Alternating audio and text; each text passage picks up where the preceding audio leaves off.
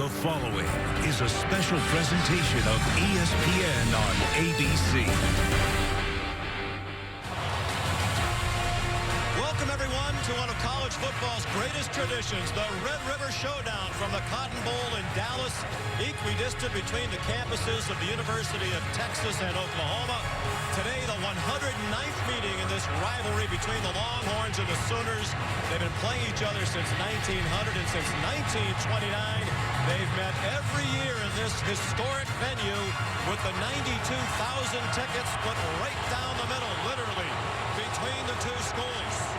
This year, Texas is the visiting team, and the Longhorns take the field.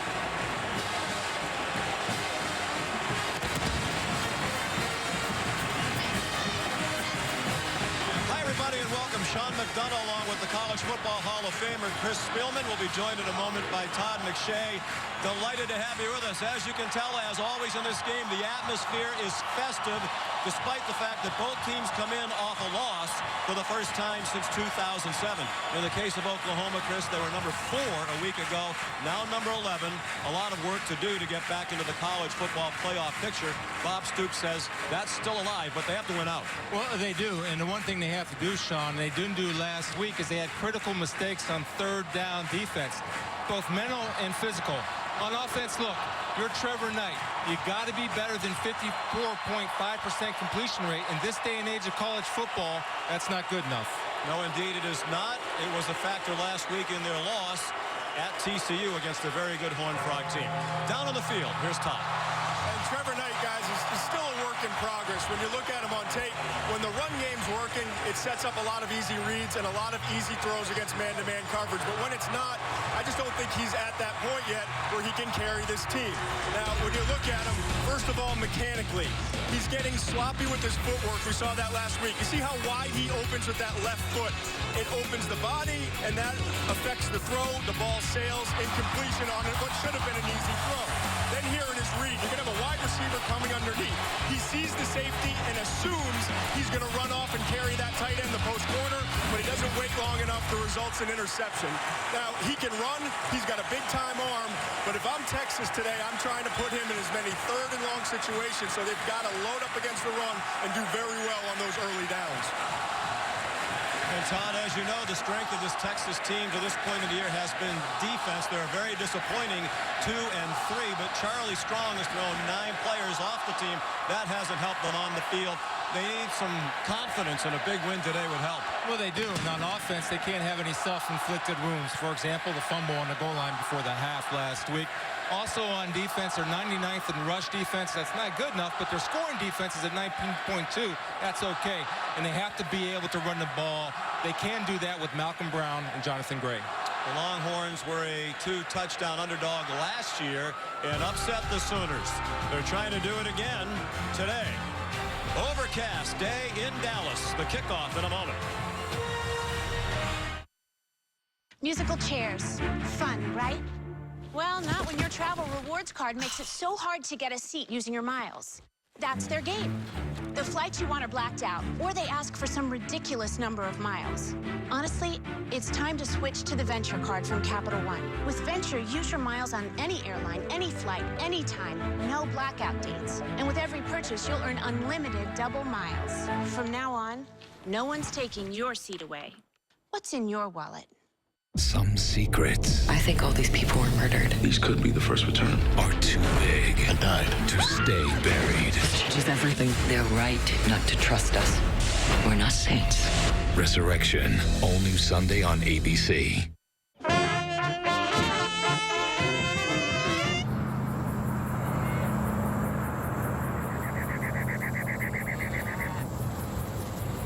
Yep.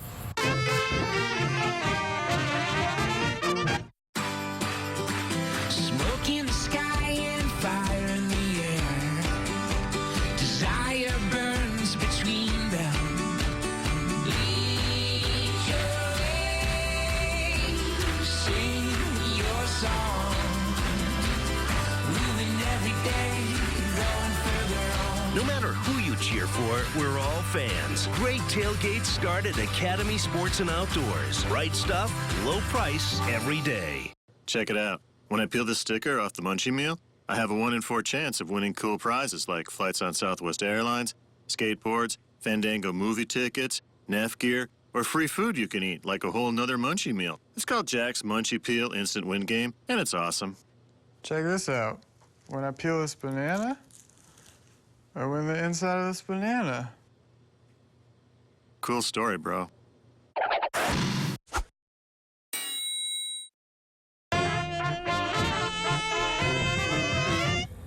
Sure, breakfast.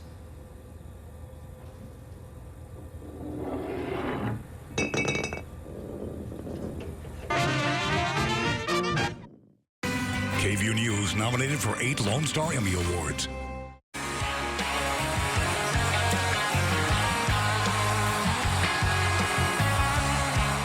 And we're back at the Cotton Bowl. Oklahoma won the toss and deferred, so Texas elected to receive the kickoff. And it is a touchback. Banged into the back of the end zone by Nick Hodgson. So here's Tyrone Swoops, the quarterback from up the road in White Wright, Texas. He's a distant cousin to the great WNBA star Cheryl Swoops. Became the starter in week 2 when David Ash had to retire from football due to recurring concussions. 1 in 3 as the starter is Tyrone Swoops.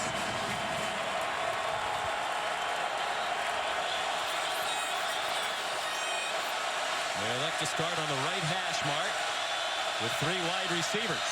And they flip it to Jackson Shipley. And he stumbled across the 29. Down just shy of the 30 with Ahmad Thomas nearest for Oklahoma. One way to attack Oklahoma. Strong inside middle defenders run outside to loosen them up and then come back with a hard inside run. They get up to the line relatively quickly.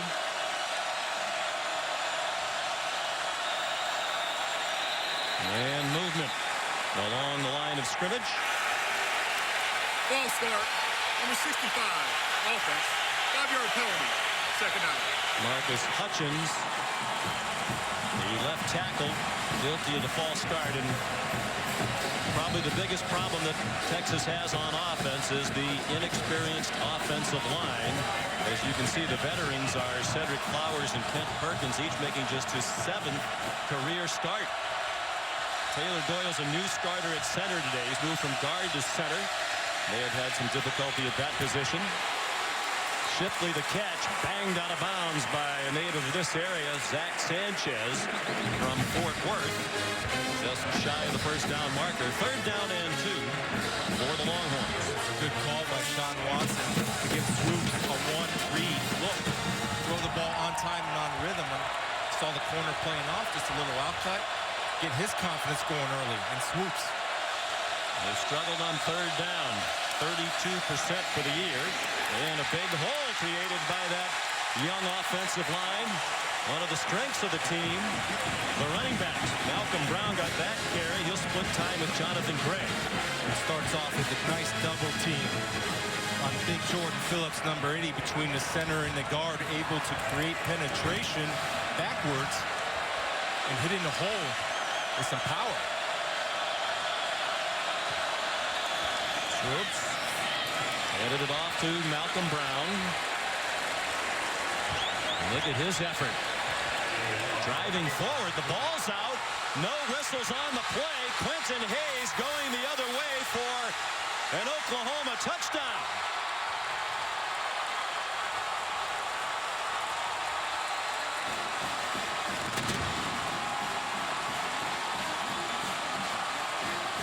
Ahmad Thomas ripped it out.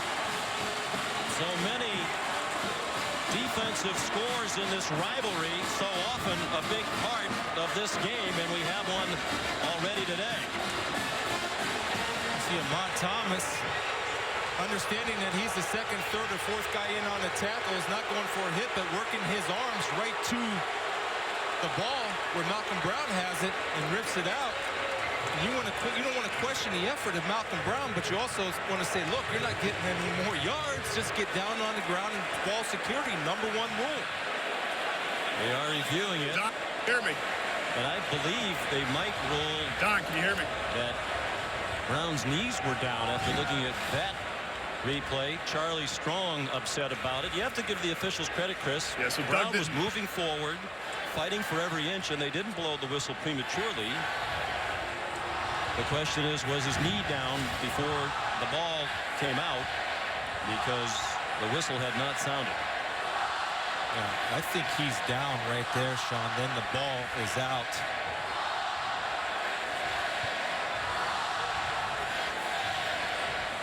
Got to believe that this is going to come back, and I just want the effort is great. I mean, the Texas kids, they're ready to play today. Oklahoma's ready to play, and I love the alertness of the Oklahoma defense. Ahmad Thomas coming in and still working at that football and finally got it out. Perseverance. Let's see if you can see that left knee Still hit. has the ball there. Elbow tell down. if the knee's down because the arm there of one of the defenders, I believe it's Dom Alexander's, under the leg of Brown. And see that right elbow? It looks like that right elbow is on the ground when the ball is out. Or is it coming out?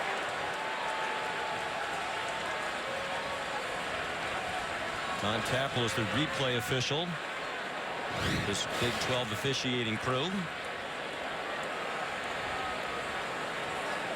Alan Eck, the referee, on the headset to the replay booth. We mentioned defensive scores a part of this game last year. Geno Grissom of Oklahoma had an interception return for a touchdown. 54 yards. Ken Rivera's in the booth with us, coordinator of officials for the Mountain West Conference. Ken, what'd you see?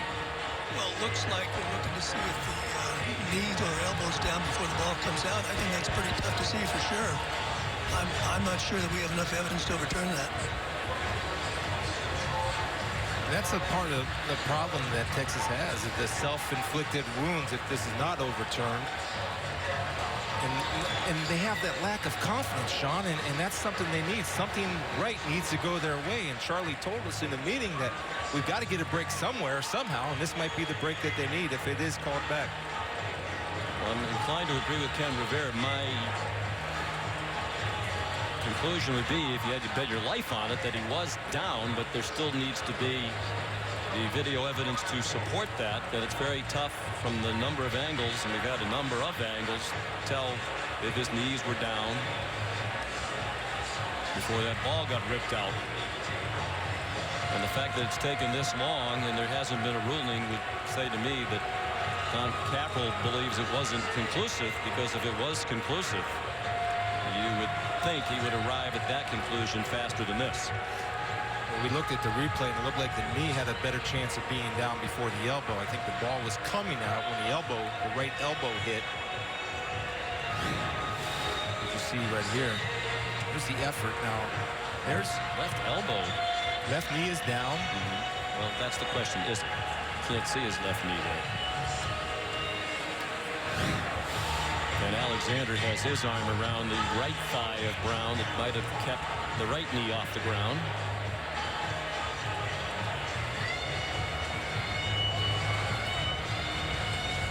Well, it's a Texas team that could really use a break, that's for sure.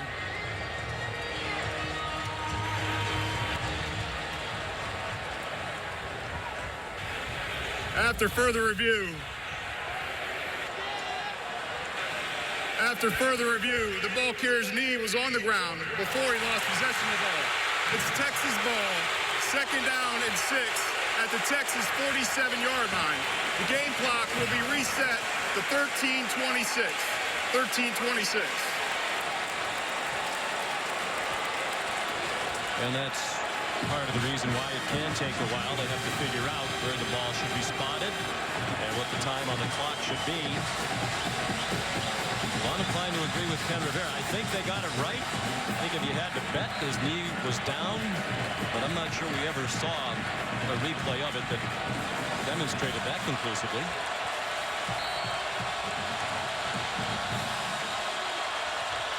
Well, Texas needed a break, and perhaps it just caught one. M.J. McFarland, a tight end, was the motion man, and now a flag down to the line of scrimmage.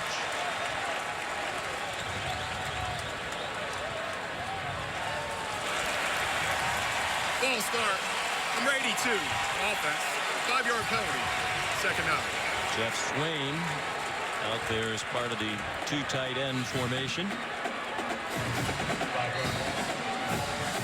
Tyrone Swoops right now has a chance to show a little bit of leadership inside that huddle. Just tell everybody, settle down, I got this, and get that team to have confidence in you. Let them know you're in control. Well, undoubtedly, he has to be nervous. He knows the magnitude of this game. He grew up about an hour away in White Wright, Texas, north of here up toward the Oklahoma border. It's on target to Marcus Johnson, who goes out of bounds just shy of midfield. And Swoops admitted that he was nervous last week against Baylor, particularly when he took some big hits. He had a couple of key mistakes in that game, including the lost fumble when they were on the 1-yard line going in the last minute of the first half. It looked like they were going to tie the score at 7-7. After the defense played a tremendous first half against the Baylor Bears. The only touchdown for Baylor in the first half was on a blocked field goal return. Baylor pulled away in the second half. 3rd and 6. Swoops got it off, and it's caught, and it's a first down to Corey Warren, sophomore from Houston. His 4th catch of the season. Good job of staying patient in the pocket. Swoops could have tucked it and run and maybe got the first down. Instead, he shuffled his feet into a good throwing position and was able to throw the dart to get the first down and keep the chains moving.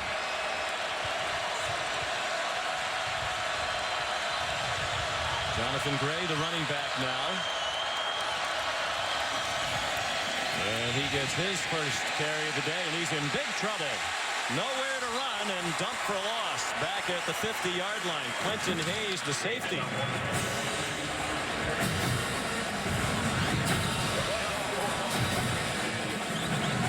That was the first play, guys, that they did not double team Jordan Phillips, number 80, the massive defensive tackle, the nose tackle for the Sooners defense. The only other play they didn't was when they rolled out away from him. So they've had a plan for Phillips every single play except for this last play, and he was in on their tackle for loss. Yeah, they need to go back to the plan on double team and on runs, because that's not going to work. Brown and Gray both in the backfield. Swoops over the middle. John Harris, first down to the Oklahoma 35. Dominique Alexander and Amon Thomas, the stop. It's a 15-yard gain. Look at number 26, Jordan Evans. He's going to run past the receiver and cover dirt. Anytime you're playing in the zone, you have to play a little bit of a matchup. Find the open guy, not the open area, and jump him. It's a good read again by Swoops and Harris to sit it down, recognizing the zone coverage as opposed to running across the field. 9th play of the drive. And more movement along the line of scrimmage. Ball start, number 82, offense, 5-yard penalty, first down. Swaim needs to learn the snap count, apparently. 3 false starts already. Charlie Strong's team's been able to overcome them. First season at Texas. His 2-3 start through 5 games is the worst start for Texas since 1993. They were 1-3-1 that year under John Mackovic. He is trying to set a tone, raise the level of discipline on and off the field. 9 players dismissed, 3 others suspended. Offense, 5-yard penalty, first down. Oh, that time went by quickly. And I admire what he's doing. It's difficult to do when you want to come in, you want to win in a place like Texas, especially with so much scrutiny. And the hiring of Charlie Strong closely scrutinized from the very beginning. It would have been easy to keep some of those players who were borderline in terms of the discipline. Swoops a deep ball down the sideline and a diving catch by Shipley.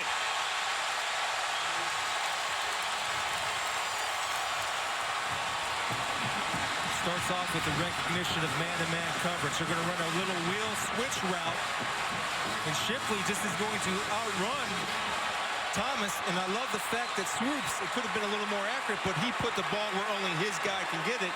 And that's the most reliable receiver Texas has on its roster, Jackson Shipley. He's the leading receiver for the year. That was a 32-yard gain. Swoops is 6 for 6. Malcolm Brown fights to the 10-yard line. Matthew Romar, backup defensive tackle, made the stop. Swoops has a history of this. He completed his first 8 passes against BYU and his first 11 passes against UCLA. He's off to a 6-for-6 start today against the Sooners.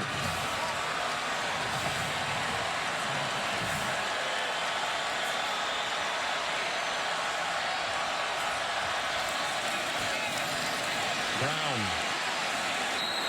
managed to get away from Jordan Phillips, who still had excellent penetration. Again, they try to rip the ball out very late.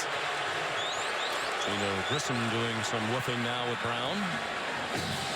It's another 3rd down. Well, I got to go back to that double team on Jordan Phillips, Sean. You can't handle that guy one-on-one. He's too big and he's too athletic. He's the perfect size and athletic ability guy to play that nose guard position. Creates a lot of problems for the offensive line. 3 for 3 on this drive, despite the 3rd down problems all year long. Swoops, back corner of the end zone, up for grabs and incomplete. Broken up by Zach Sanchez, intended for John Harris. Well, they kept the ball for nearly half of the first quarter, but the Longhorns will have to settle for a field goal try. It's a beautiful job by Sanchez, not jumping underneath. And I love the fact that Swoops threw up the jump ball, Todd. And they're doing a nice job, Oklahoma is, in terms of dropping guys into coverage. That when they got here in the red zone, they want to make the quarterback, Swoops, make decisions inside the pocket. They struggled with field goals. Nick Rose just 3 out of 7, and that one is good from 28 yards. I don't think the back judge liked the blast from right behind him where the Texas band is stationed. Jackson Shipley, some big catches on the opening drive, and the Longhorns lead 3-0.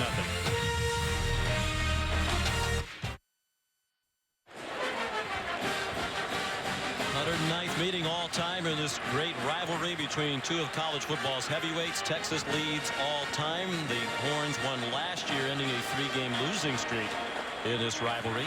Oklahoma's won 9 of the last 14. And those 9 wins by an average of 26 points. That puts some major beatdowns on the Longhorns in recent years. Texas on the board first here today. And Nick Rose will kick off.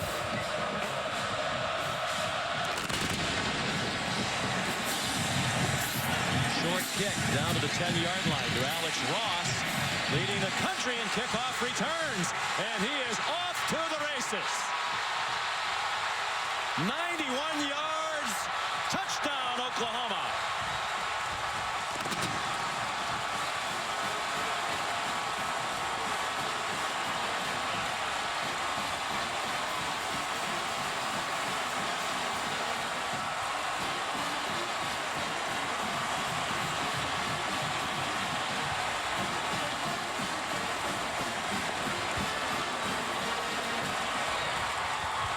Trevor Knight will have to wait a while to take the field, and he doesn't mind. Second kickoff return for a touchdown this year for Alex Ross, the sophomore from Jenks, Oklahoma. He brought one back 100 for a score at West Virginia.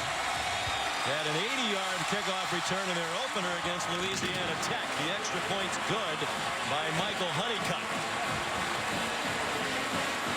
And the special teams really hurting Texas again. Well, when you play special teams or defense for the matter, you cannot be on the ground. Adrian Colbert, number 26, is on the ground. That's his lane. That lane was exposed, and Alex Ross knew the only thing I have to do is to be the kicker. And guess what? I'll go down in history in this rivalry. 91 yards for Ross, who came in averaging 41.4 yards per kickoff return to lead the nation. And that average is going to go up. He might be the fastest player on the team. You get a debate from the Oklahoma people whether it's Alex Ross or the safety Quentin Hayes, but you take either one of them in a relay race on your team for sure. And Chris, Texas in need of a good start, got it, and then that happened. Yeah, and that's the breakdowns. And they've struggled on all 3 phases: offense, defense, special teams, and they're just giving away points and not giving any teams the opportunity to earn those points against them. Too many big plays. So Hodgson to kick off. 70% of his kickoffs this year have been touchbacks. And Roderick Bernard elected not to bring that one out. The crowd on the Texas side didn't like that decision. Well, how about the keys to victory for Texas today, Chris? Well, they get a chance to respond to adversity right now. When they get into red zone, they have to score. They did get the field goal. They have to have a plan for Stryker and Phillips, especially on pass rush. And the problem they've had a lot this year is to avoid that second half collapse. But let's look at number one. Respond to adversity. Here we go.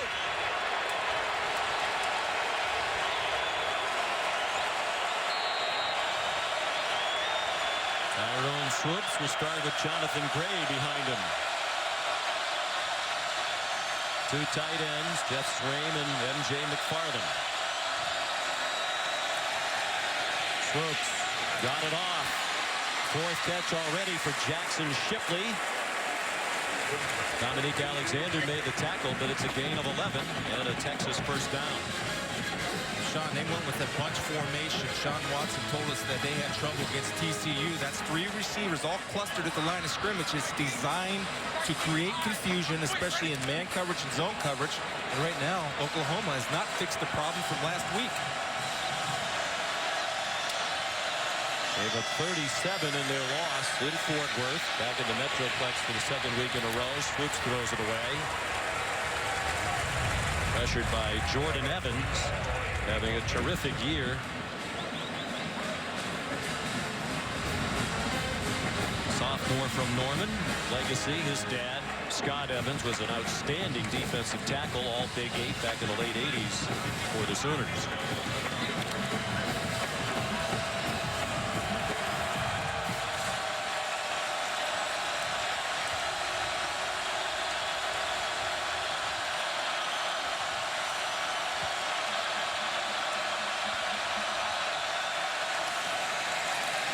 Plenty of time for Swoops. Short throw, and Shipley banged down by Quentin Hayes. We've seen a couple of slips for Swoops when he's tried to set his feet in the pocket. We had heavy rain here last night. It's amazing the change in the weather. It was 92 degrees here at the Cotton Bowl yesterday. It was 63 at kickoff after the cold front moved through and brought some severe weather to much of this area. It's a natural grass field, and as you can see, there's some clumps coming up.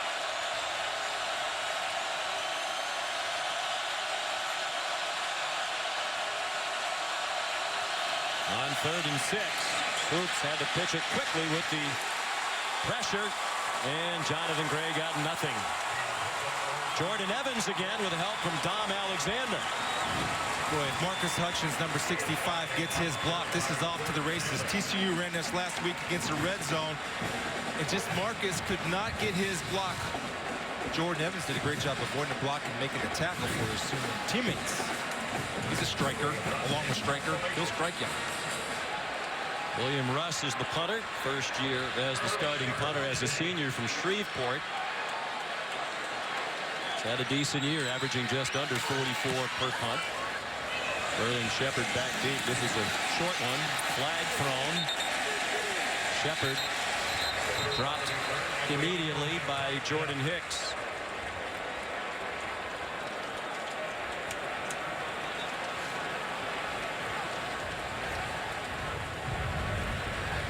.34-yard punt.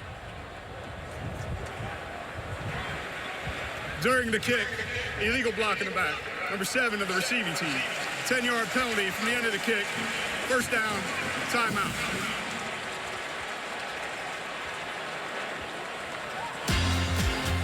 So we're nearly 9 minutes into the game, and Trevor Knight, the offense of Oklahoma, will take the field for the first time. ESPN College Football on ABC. Brought to you by The Home Depot. More saving, more doing. That's the power of the Home Depot. And the Lincoln Motor Company. And the first ever NKC. Sean McDonough, Chris Spielman, Todd McShay, all of us on our crew want to wish Mr. Spielman a happy 49th birthday today. Wow, thank you. And what a better place to spend it. I don't know. This is awesome. My first one. Atmosphere is great. Energy's here. Trevor Knight on the field for the first time with the Oklahoma offense. They lead 7-0 after an Alex Ross kickoff return for a touchdown. Samaje Perine gets the first play from scrimmage, and Malcolm Brown tripped him up for the Texas Longhorns. Perine is the leading rusher in the Big 12 as a freshman, averaging 101 yards per game. Powerful. 5'11", 243 pounds.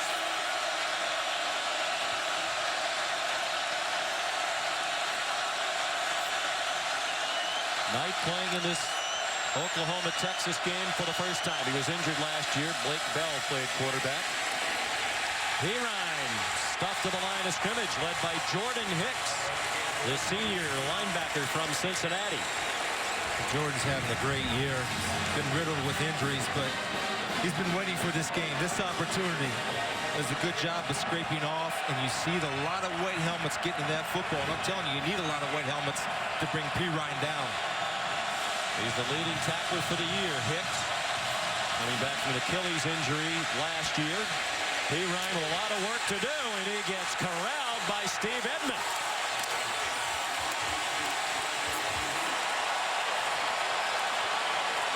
Three-yard loss and a 3-and-out for Trevor Knight and the Oklahoma offense. It's good coverage downfield, and Edmond does a good job of following and tracking Trevor Knight's eyes, which leads him right to Perine, and Edmond is able to make a good, solid open field tackle by wrapping up. Ed Barnett on the punt for the Sooners. Jackson Shipley back deep. He signals for a fair catch and then backed away. Don't know if he lost sight of the ball or started to slip. But that was a costly mistake. He couldn't catch it. Probably cost him about 20 yards. Oklahoma leads 7-3 in the first quarter here in Dallas.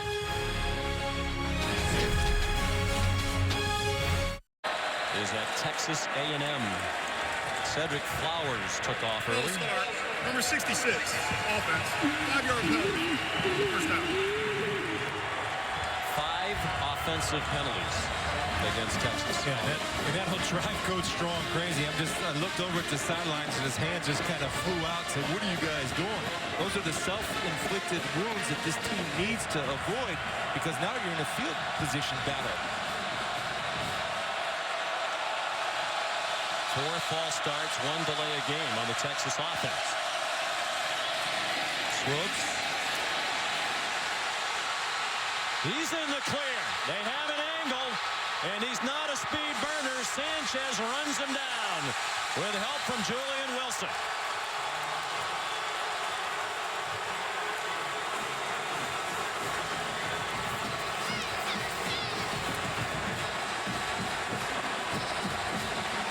Flag down way back at the 27-yard line. Offense. 10-yard penalty from the spot of the foul. Replay. First down. 73-yard run wiped out on a hold against the wide receiver John Harris.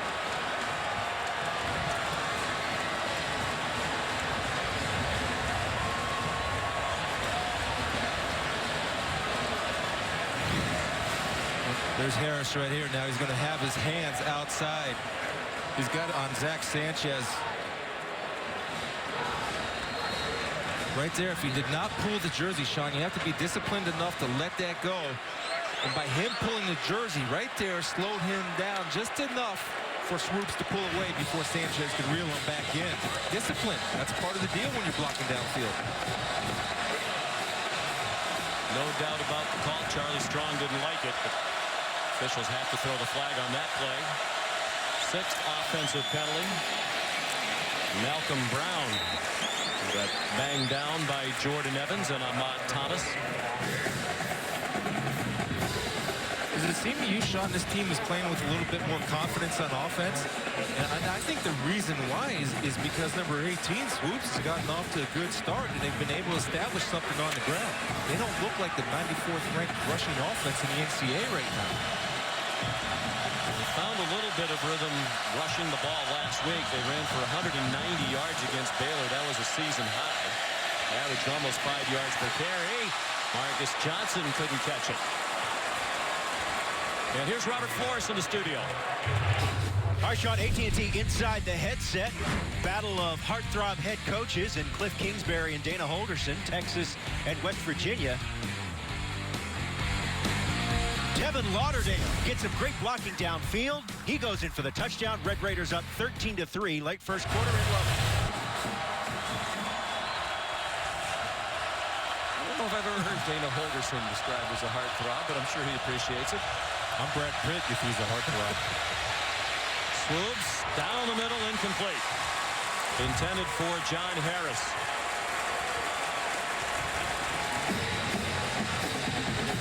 So Texas will punt.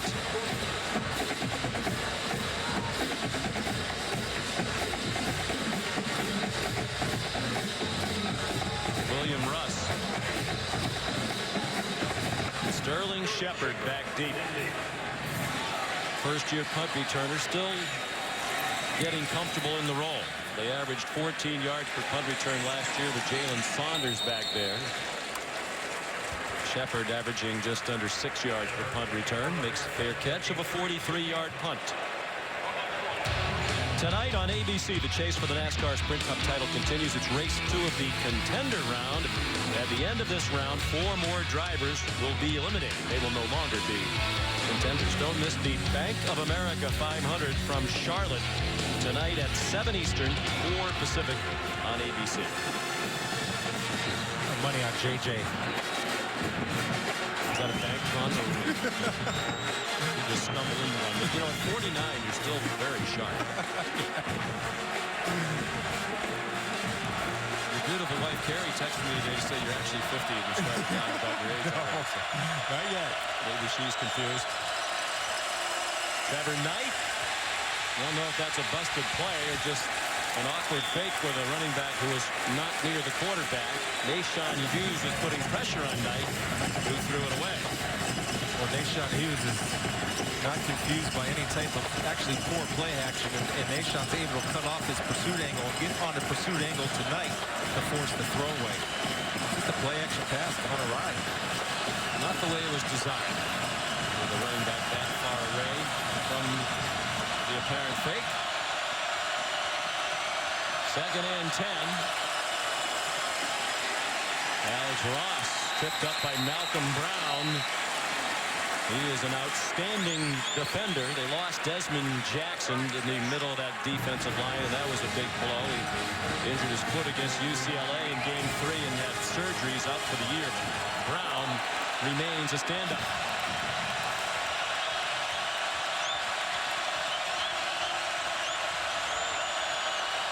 5 snaps on offense for the Sooners so far. 1 yard net. Everybody standing on that defensive front for Texas. A little screen to Ross, and he's yanked down immediately by Jordan Hicks.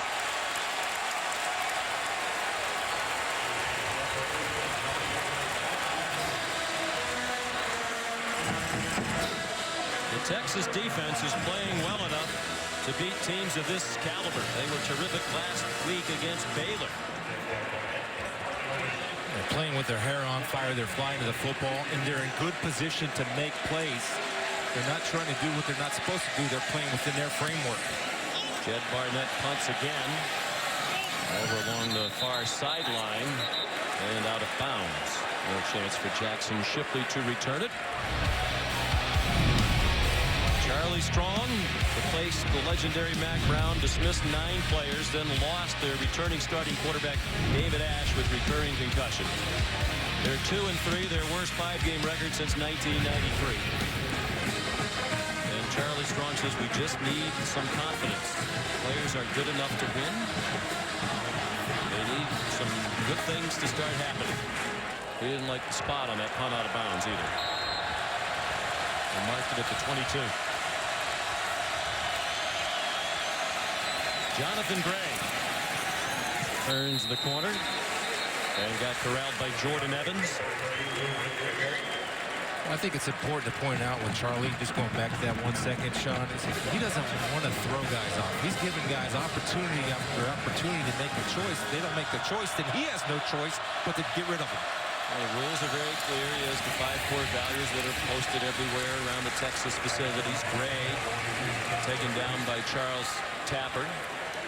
So we're here to educate young men and get them ready for the rest of their lives. But at a certain point, when you continue to violate these core values, you're not going to be around. He wants to be honest, treat women with respect, stay away from drugs, stealing, and guns. That seems easy enough. Sure does. I know he'll be happy when that's not talked about as much, and his team winning football games will be the story of Texas football instead of the core values. And the players who remain been very supportive. They appreciate what the coach is doing. They don't appreciate that. Swoop sacked.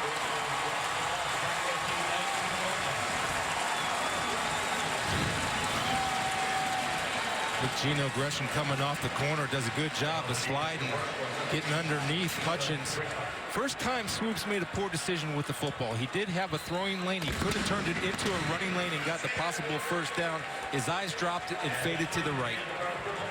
Okoronkwo was also in there. He's the backup, plays in their NASCAR Speed Rush packages. Back after this message and a word from your local ABC station.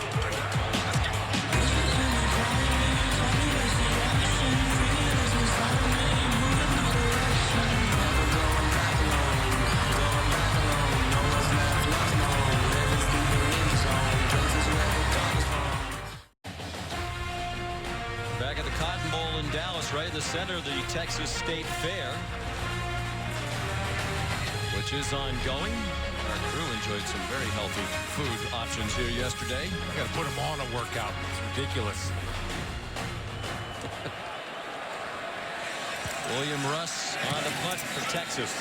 Oklahoma leads 7-3 as we go to the second quarter in the Red River Showdown.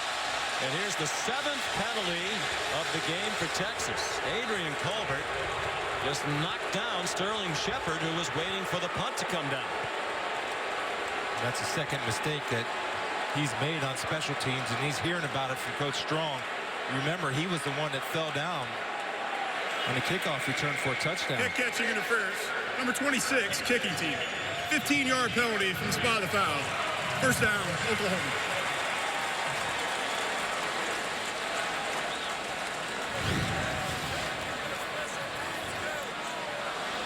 Have discipline, have awareness, understand your surroundings.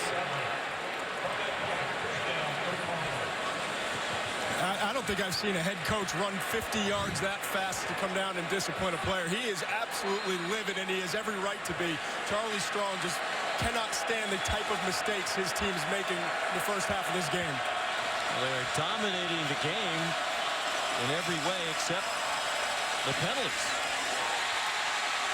Oklahoma had 1 yard of offense before that completion. Trevor Knight, to last year's starting quarterback in this game, now the tight end Blake Bell. Good job of Trevor Knight. Now watch this. This is something that Swoops does not do. He steps into the pocket, finds the big target Bell, who shows some athletic ability, switching those hips, snagging the ball with his hands. Some IJP Ryan taken down by Jordan Hicks. Let's take a look at the Pacific Life game summary. As we said at the end of the quarter, the total yardage was 117-1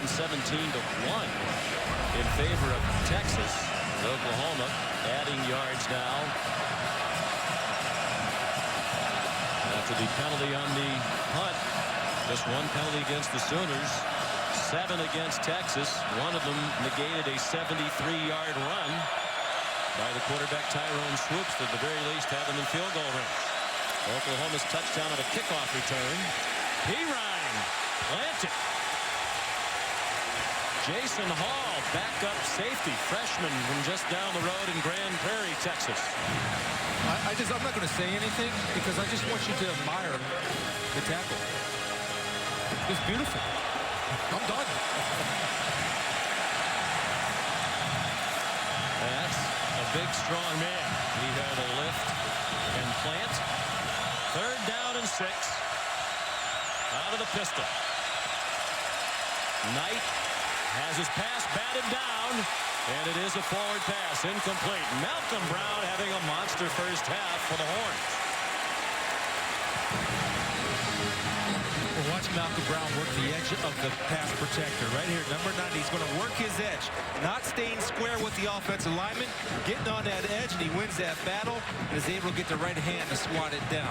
I love it when pass rushers recognize the ability to work the one half of a man, in which Malcolm Brown did.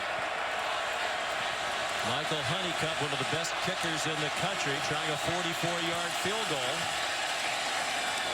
Didn't look pretty, but it is right down the middle. That takes him over 400 career points now. The all-time leading scorer at Oklahoma with 400, and after that three-pointer, he's the nation's active scoring leader. It's 10-3. Back at the Texas State Fairgrounds, Oklahoma leads 10-3. Time for today's Aflac trivia question, and here to ask it is a special guest. Howdy, Sean. Which head coach has the best win percentage in the Red River Showdown? Minimum 10 games. We thank Big Tex, a fixture literally here at the fairgrounds. Nick Hodgson, short kickoff. Roderick Bernard brought it back to the 21. Here's Robert Flores back in our studio. It's the Taco Bell studio update, Sean, from the Big Ten. With Todd Gurley's suspension, is Wisconsin's Melvin Gordon the Heisman frontrunner? He's got 2 touchdowns right now in their game against the Illini. It's on ESPN2. It's tied at 14. Meantime, Georgia leading Missouri 12-0 on the road. And without Todd Gurley, who would be your Heisman Trophy frontrunner right now? Oh, man, I'm going to go with Dak Prescott down at Mississippi State, the way he's rolling. I'm with you. Tyrone Schultz comes out throwing, and an excellent catch by Jackson Shipley along the near sideline, just shy of the first down. He had Ahmad Thomas in very close coverage. Watch Zach Sanchez coming up on the corner blitz in recognition again by Swoops to understand the weakness is to throw to the blitz side because the safety's trying to come all the way from the top, and he can give Jackson Shipley an assist and a great play for making him look good on a poorly thrown ball. But at least he's recognizing where the blitz and pressure is coming from. 6 catches already for Shipley. Second down and a yard. Malcolm Brown again fighting forward. Reminiscent of that play early in the game. When he was stripped, the ball came out. Oklahoma returned it for an apparent touchdown, but on a replay review, Brown was ruled down before he lost the ball. It's a first down at the 33.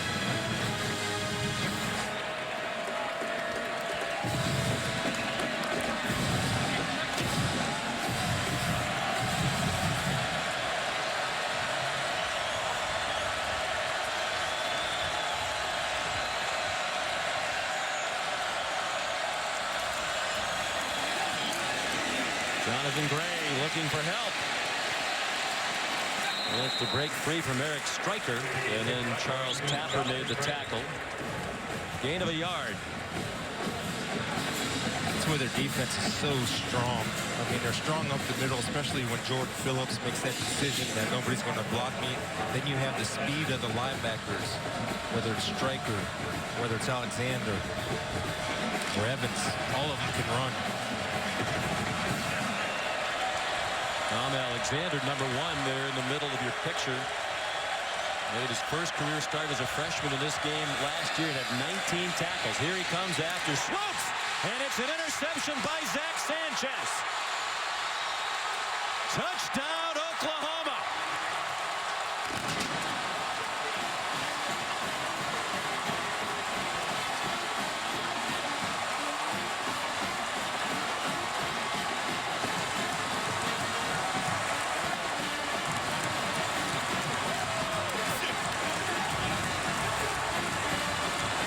Sanchez, number 15, the cornerback. We saw him against Tulsa earlier, shoulder injury, had not played the same as he was early in the season. You see there, great job reading the route of the wide receiver. This guy's a ball hawk, playmaker. It's his 5th interception this season, all because of his eye recognition on that route. Well, man coverage, and the receiver did not push him off the ball. And Zach Sanchez never got out of his back pedal. That's why he was able to make such a strong break on the football. You never get out of your back pedal, it's easy pickings. 7th interception in the last 9 games. He leads the Big 12 this year with 5. Happy 21st birthday, Zach Sanchez.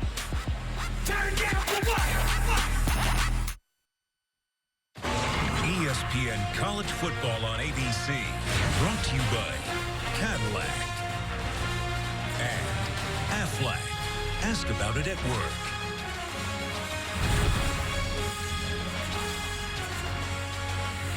Back at the Cotton Bowl in Dallas, where Oklahoma leads 17-3. Mistake-prone Texas offense today. Tyrone Swoops just threw an interception that was returned for a touchdown by Zach Sanchez. They've had 6 penalties on offense, including a huge holding call against John Harris that wiped out a Swoops 73-yard run. So Nick Hodgson kicks off for Oklahoma. They don't have an offensive touchdown. Scored on special teams and on defense. Roderick Bernard took a knee. Time to answer the Aflac trivia question. Big Tex asked you which head coach has the best winning percentage in this Red River Showdown. A minimum of 10 games coach. Big Tex, who is it? Sean, that would be former head coach Dana X. Bible of Texas with a .750 win percentage. He went 7-2-1 in this rivalry. Coach Bible, 1937 and 1946. Bob Stoops, as you see, is 9-6. He has a chance to make history today. Malcolm Brown, the ball carrier for a 2-yard gain. Bob Stoops 9-6 against Texas. Some big wins, as we mentioned earlier. Bud Wilkinson and Barry Switzer also have 9 wins against Texas. That is the most among Oklahoma coaches in this rivalry. So Bob Stoops will be the first Oklahoma coach to beat Texas 10 times if they go on to victory today.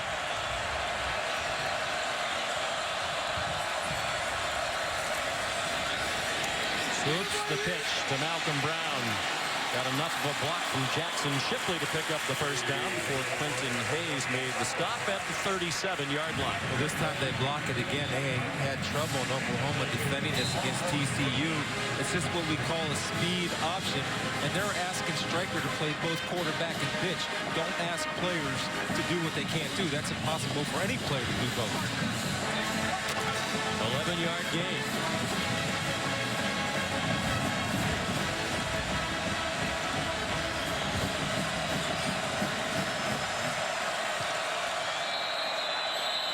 And the play clock running down to 6. Some confusion. You saw it almost as soon as they broke the huddle. Jackson Shipley had his arms outstretched as if he did not understand what was going on.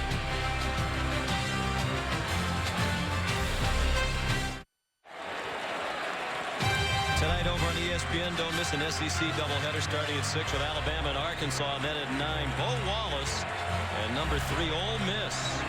Just down the road, College Station to take on 14th ranked Texas A&M. Both games are available live on Watch ESPN. Tyrone Swoops on the run. Nice throw and catch by Jackson Shipley into Oklahoma territory at the 47-yard line, a gain of 15. Well, this is what they're doing, Sean. They're eliminating Swoops from reading the field by rolling him out and giving him 2 options to read. He's reading high to low. The high route was covered. Shipley running the mid route was open, and a good throw on the run by Swoops. Eliminate the thought process for him and just let him throw. Give him easy reads to make, and he'll complete passes. Oklahoma coaches are saying they think Swoops might throw the ball better on the move outside the pocket. Another strong run by Malcolm Brown. Aaron Franklin managed to take him down. First down, Texas. One thing about Malcolm Brown is he's running with his hair on fire. He's running with passion and purpose.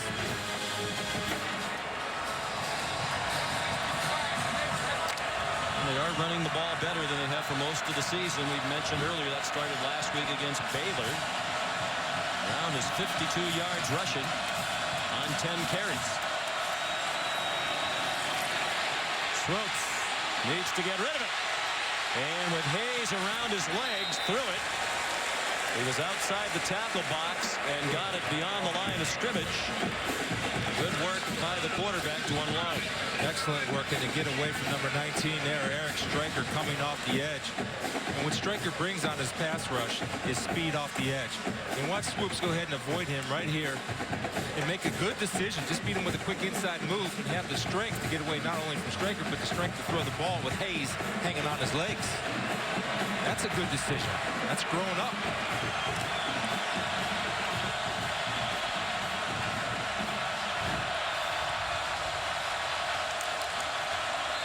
Second and 10. They have to waste another timeout with the play clock running out.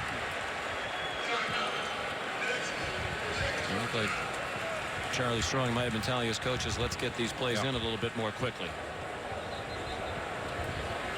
Well, one of the big tasks for the Texas offense, Todd, to deal with Jordan Phillips. And when they've double-teamed him, you know, so far Texas has done a pretty good job in terms of being able to run the football. But the issue is when they don't double-team him, he's able to get in the backfield. Bigger picture, when you've got a guy like Stryker coming off the edge on passing downs, and then you've got a massive nose tackle like Phillips on running downs, you can't double team both of them because then you have no receivers. You're stuck with max 3 receivers to go out in the passing game. So this is a very difficult defense to game plan against, especially when your offensive line does not match up. And I think the biggest key moving forward for Texas, get the ball out of Swoop's hand quickly, and when you're going to ask him to stand in the pocket, you've got to double team Stryker because he's just killing these offensive tackles off the edge. Just athleticism by Stryker. One way to get the double team off Jordan Phillips is the linebacker attack the line of scrimmage. Monty Foreman, the freshman, shoved out of bounds by Gino Grissom.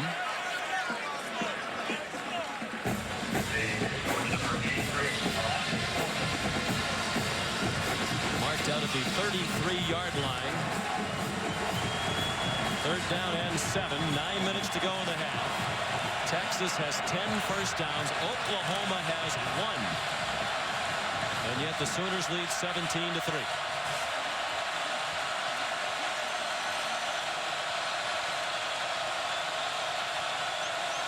It looked like movement on the offensive line. There was. Once again, it was the right end of the offensive line, Darius James. Ball start. Number 52, offense. 5-yard penalty. 4th down. And perhaps what Todd was talking about, when you know you're scuffling with a guy like Stryker, you move fast and hurry. And the problem, you're right, Sean, because you want to get off and not get beaten off the edge on speed. And his eyes are inside, so he has to take his eyes because of the noise off of his target because he's looking at the ball when it's going to be snapped. Probably not in field goal range. Stryker got slowed down by the back. Brown, and that gave them time. Swoops to Harris for a touchdown.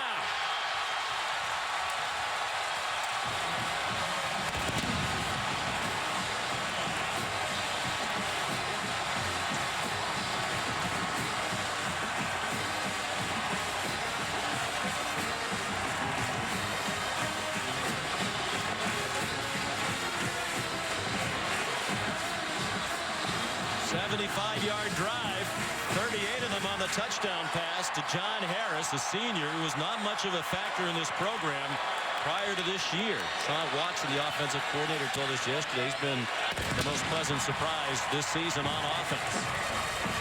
Nick Rose, the extra point. Swoops to Harris. And despite all of their mistakes, Texas within 1 score.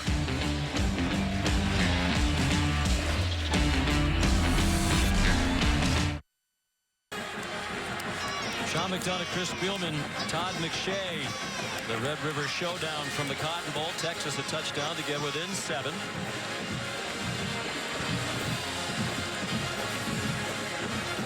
Nick Rose will kick off for the Longhorns.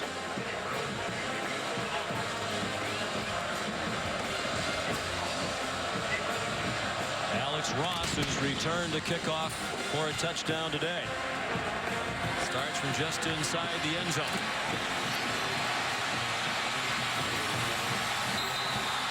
And he couldn't stay in bounds. Let's go back to the touchdown by Texas. Mike Stoops right here is trying to get the timeout called.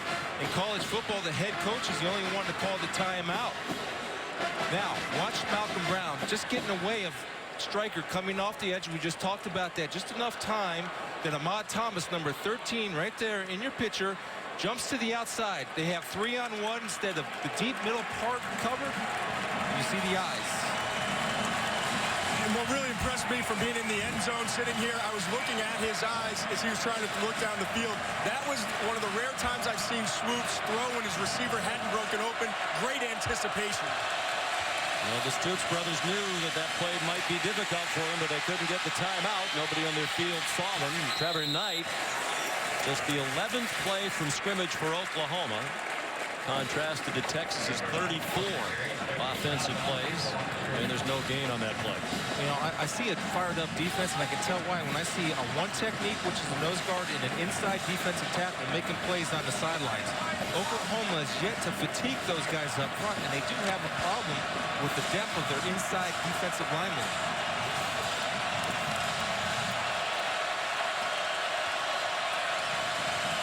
Knight faked the handoff. And he got upended by Quandre Diggs.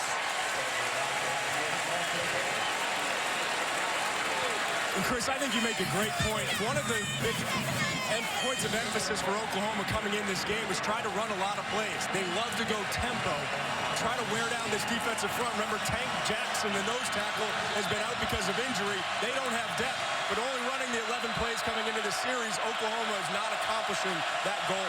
We're playing at a different level of energy than Oklahoma right now, the Longhorn defense. 3rd down and 11. 4-man rush. Still flushes Knight from the pocket. Shepard the catch, short of the first down.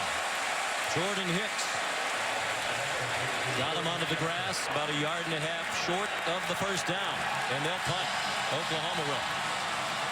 Pressure with 4, Sean. That allows you to drop 7 in the coverage, obviously, but the more impressive thing is Jordan Hicks staying with Shepard, staying in his area, and is able to make an open field one-on-one tackle. Disciplined defense. Jed Barnett punts, short, fair catch, Jackson Shipley at the 28-yard line. Great day of football on ABC, and a big day right here in the state of Texas. 3:30 Eastern time on ABC. A battle of 2 unbeatens. TCU moved from 25-9 after they beat Oklahoma last week. They'll play Baylor down in Waco. Some of you will see Michigan State and Purdue. Bryce Petty had just 111 yards passing, Chris, last week against this Texas defense. His lowest by far in his career as a starter.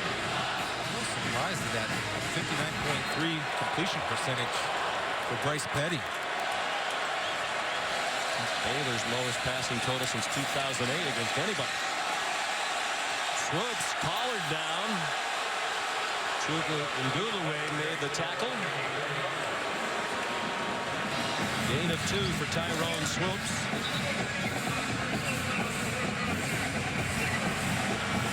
Here the referee. No horse collar within the tackle box. And Texas trying to pick up the pace.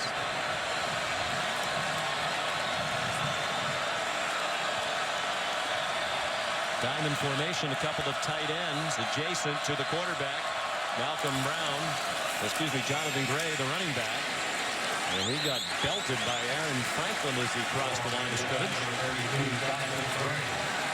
He misread his hole. He had a hole to the right. He opted to cut left. Right into the arms of Franklin. There was some running room. Sometimes running backs just got to trust that side. You get it on. Everybody always looks to cut it back a little too quick.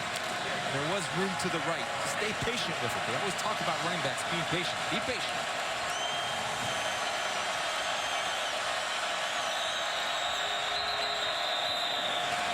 Timeout, Oklahoma.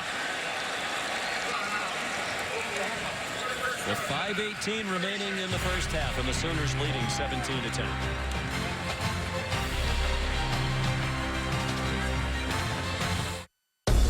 We determine our champion on the field. We play each other every year. pitting explosive offenses against aggressive defenses, leading to exciting outcomes, to the thrill of passionate fans. 10 teams, 9 games. Every game matters. One true champion.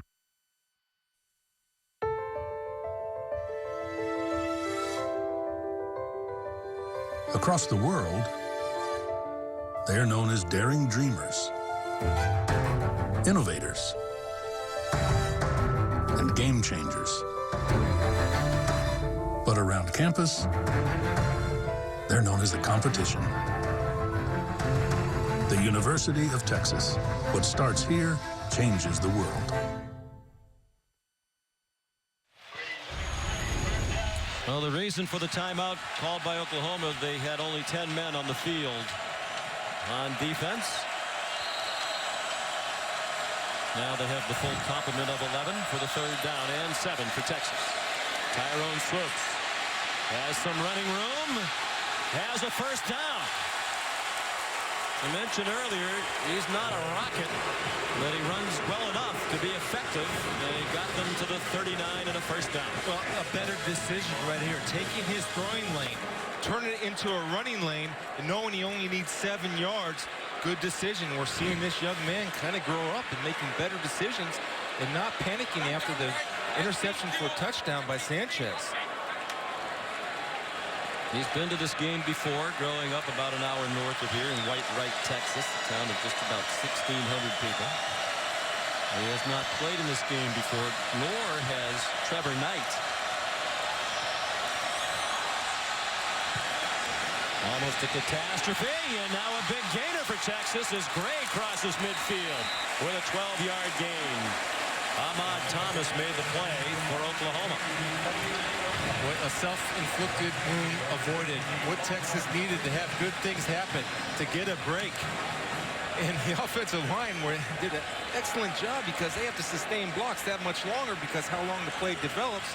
Look at him working, especially big number 66, Cedric Flowers.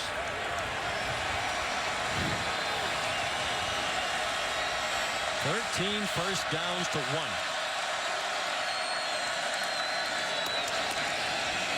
Swoops running out of time. Threw it over the head of Shipley. Jordan Evans put the pressure and put a pop on Tyrone Swoops.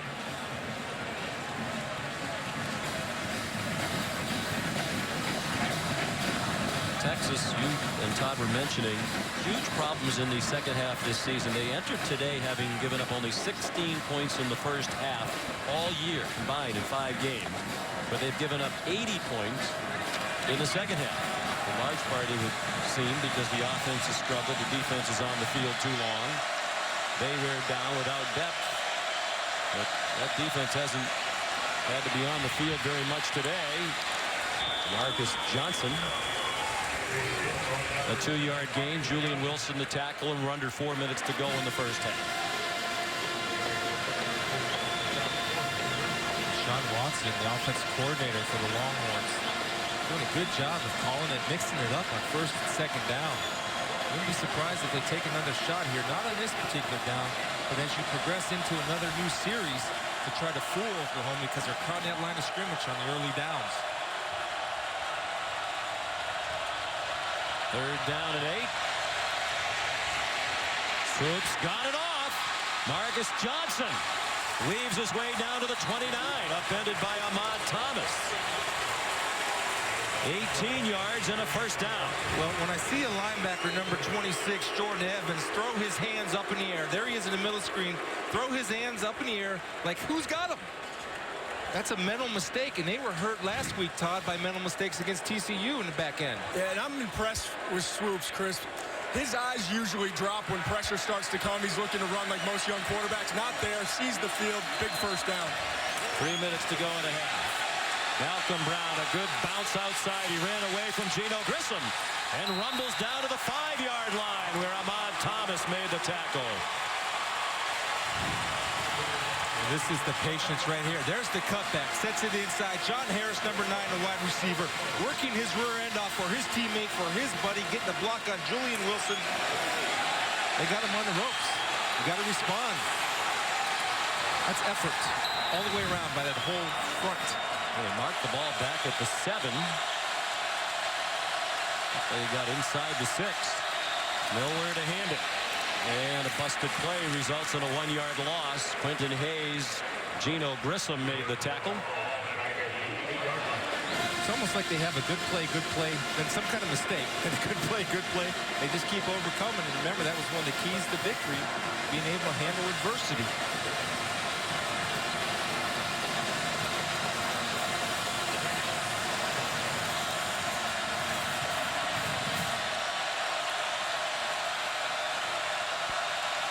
On 2nd and goal, they fake the forward pitch to Shipley.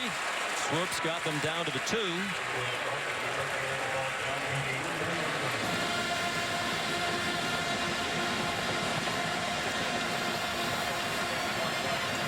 Third down and goal. Mike Stoops told us this week he's chagrined by their problems on 3rd down. TCU was 56% last week on 3rd down, a big factor in the Sooners' loss.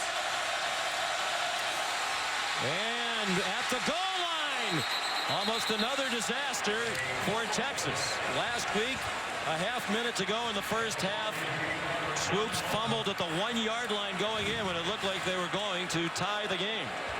New snapper Taylor Doyle in there today. First time he's ever played center for the Longhorns. And that snap was a little too high and hot. Yeah, he threw the fastball back there, and a lot of times you get anxious and you carry and hold on to the ball too long, which causes a high snap. Dominic Espinosa was their starting center, fractured an ankle in the opener against North Texas. That was the biggest loss this team has suffered, according to Coach Charlie Strong. And they settled for a Nick Rose 20-yard field goal. Taylor Doyle starting for the first time in his career at center today. Coming up, stay tuned for the Cooper Tires halftime report. John Saunders, Mac Brown, Danny Cannell. Early scores and highlights. Start of a big day, an important day in college football. They're all important now with an eye toward the 4-team college football playoff at the end of the year. Oklahoma leads by 4. They still have 1 first down. On an overcast and cool day, 30 degrees cooler than yesterday here in the Metroplex.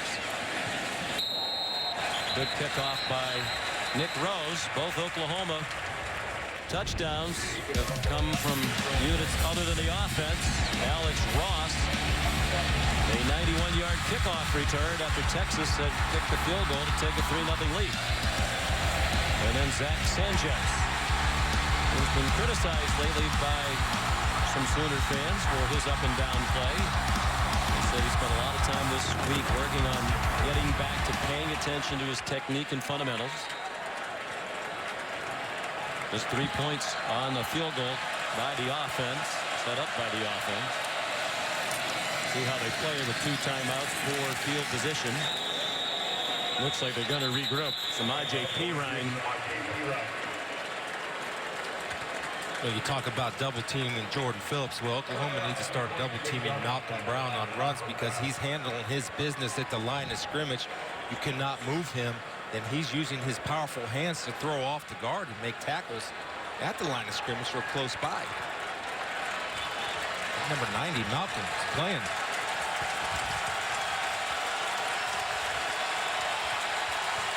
It's interesting, most of that crowd noise you hear is coming from the Texas fans, who understand that their team outplayed Oklahoma for the vast majority of that half with some huge mistakes. The difference in the game.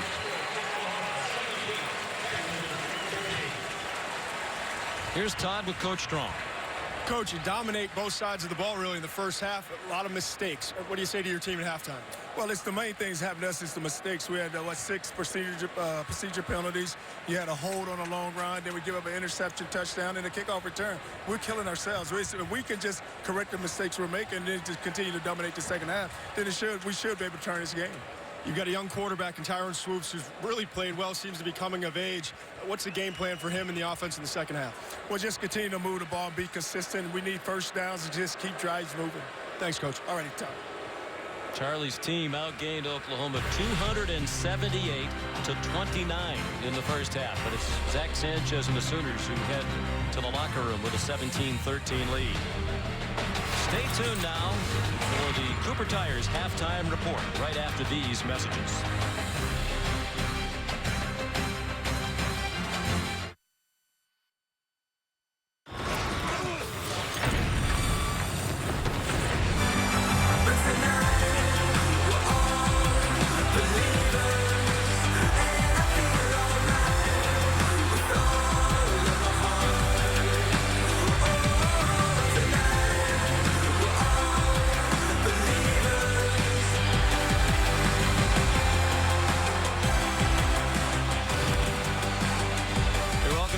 The Red River Showdown from Dallas. Texas 278 total yards of offense to 29. That's the fewest amount of yards in the first half for Oklahoma, at least in the last 10 years. That's as far back as our research people have made it right now. It could be even longer than that. Here's another stat for you. Teams that have outgained all over college football this year, their opponents by 200 yards or more in the first half this season, are 57-0. But Texas is the 58th team. They're the only one that's been behind at the half. Almost remarkable that they are. And if they just would have avoided the self-inflicted wounds, they'd be in the lead right now. Now they have to see if they will avoid their second half collapse. Touchback for Nick Rose. Let's check in down on the field with Todd McShay. Well, guys, one thing that's been so impressive about what Texas has done on the defensive side, getting pressure when they rush their front four. So important that you get that front four pressure, because when you do with four, that means you can drop 7. My math is very good. Here you're going to see cover 2, 5 under. That means 2 guys are deep in zone, 5 defenders under. They're taking away so much of the underneath. Trevor Knight has nowhere to go with the ball. The big question, as you guys alluded to, can Texas' front four continue to get that pressure for 4 quarters without a lot of depth in that unit? They had 1 first down in the half. 1 drive set up the score was a field goal after they had a short field and a penalty on a punt return. Here's Sterling Shepard making his presence known. Walloped out of bounds along the near sideline at the 44-yard line by Jason Hall. 31 yards, more than their entire total offense in the first half. Well, you've been kind of waiting for Sterling Shepard to make an appearance, and a good call to get him involved early. Now they get up very quickly. Trevor Knight throws a wobbler. It's almost intercepted by Hall. It was intended for Deron Neal. Well, this is again where a good play could have been a great play. And Jason Hall has a chance to make the great play after the poorly thrown ball from Trevor Knight. That's something to keep in your memory banks right now, because another costly error, maybe, for Texas. You have to keep an eye on that. These are opportunities that they can't let go. They're not good enough to overcome lost opportunities.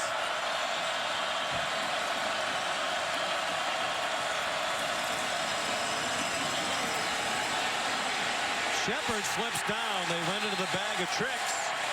And Jordan Hicks was there ready to stop him. And on this soft field after the overnight morning rains, Shepard fell down as he tried to jam on the brakes, a loss of 11. Jordan Hicks, and this takes so long to develop that a defender can actually run the wrong way like Jordan Hicks, but he's still in position to make the play with the assist from the 45-yard line. All of a sudden, 3rd down and 21.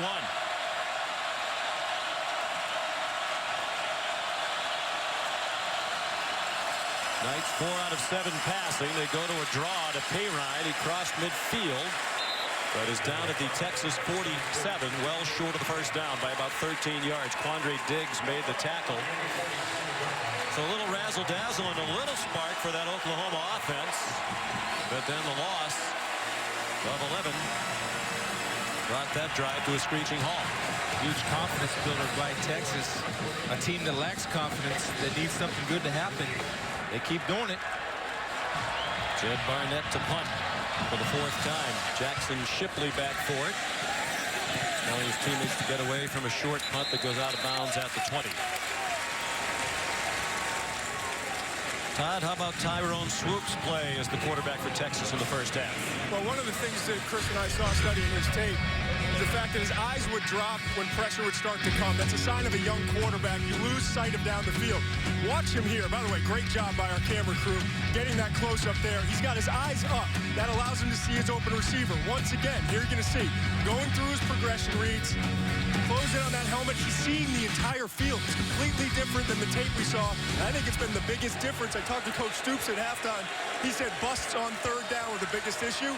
That's a big reason why a young quarterback coming of age. Malcolm Brown managed to slither through the hole, pushed forward out to the 23-yard line, a gain of 4. They marked the punt out of bounds at the 19. Zach Sanchez made the tackle. Bust on third down would have killed Oklahoma last week against TCU. And just to go back to Swoops on that long touchdown pass, that was the first time that I watched him use his eyes to move defenders in the secondary, then come back to his target late with his head, trusting his guy would be there and trusting his arm to make the throw. 14 for 21 passing in the first half. Malcolm Brown denied right along the line of scrimmage. Jordan Evans, Chuka and Dulaway, Devontae Bond all in on the stop.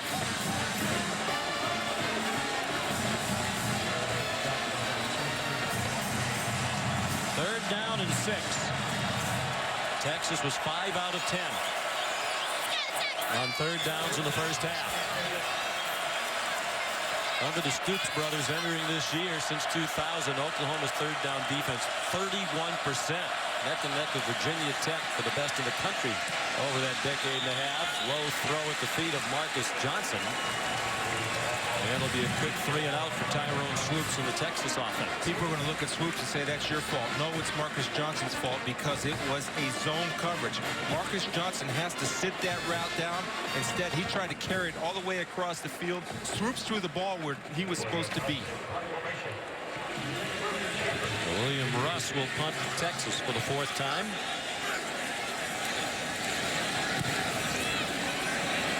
That's a bomb. Shepard backpedaling and then falls down. Made a nice hands catch, but couldn't keep his balance.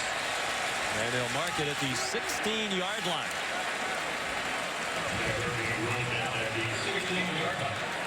61-yard punt, one shy of the longest of the year for William Russ.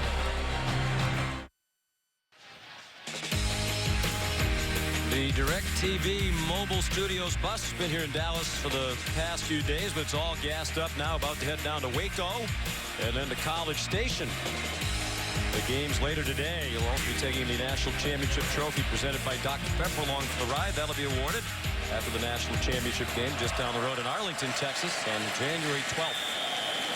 On first down for Oklahoma, Alex Ross got 4. Hassan Ridgway made the tackle for Texas. He was on that bus today with Stormy McShay being his personal valet, helping get to all his personal appearances. He's in high demand. Quick tempo. Ross again. Banged down by Jason Hall, who's had an active start to this second half. They can't run it because they don't have enough people to block. Texas is selling out on the run. You have to come with some type of play action, and you got to attack the middle of the field deep to loosen them up. 3rd and 5 for Trevor Knight. Grew up here in Texas and San Antonio, Longhorn fan. Inherited that from his dad. Came to some of these games in the Red River Showdown as a kid. 0 for 5 on third down. The Sooners trying to end that, and they don't. K.J. Young couldn't catch it. He extended his hands.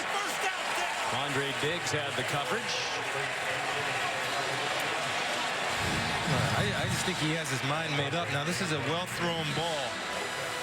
He's getting it to the sticks, and that's the catch that KJ has to bring in. And they've been looking for a receiver to step up besides Shepard. Now, Neal has a little bit, but they need somebody else to go to because they'll take Shepard out of the game by putting a safety over the top. Jed Barnett punts. Room for Jackson Shipley. Lots of running room along the near side. And his return is to the Oklahoma 49. Again, the effect of the wet field as he slipped. 42-yard punt, 14-yard return, 3:30 right after us. Battle of the unbeatens here in Texas. TCU and Baylor. Some bad blood carrying over from last year's game between those two teams, by the way. They're both in the top 9 of the country. Some of you will see Michigan State and Purdue. That's at 3:30 Eastern time on ABC. Also on Watch ESPN. You know, Bevo will be tuned in. Very rare that this matchup isn't the featured game in the state of Texas. But today it might be number 3 with Ole Miss and Texas A&M tonight down in College Station. Swoops, drop ball. Very surprising from the reliable Jackson Shipley. Good call, though, coming with that Y formation or diamond formation. And I love the fact that they're asking him to throw the ball at the top of his drop. As soon as that back foot hits, deliver it to the open area, recognizing the soft corner. He's coming along. I mean, this is the best I've seen him look all year on all the film we watched. And Swoops from a small high school.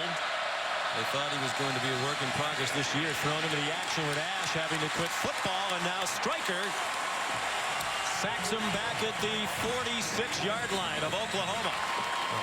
Texas, rather, pardon me. He has to account for Stryker coming. Stryker's going to come free, number 19 off the corner here.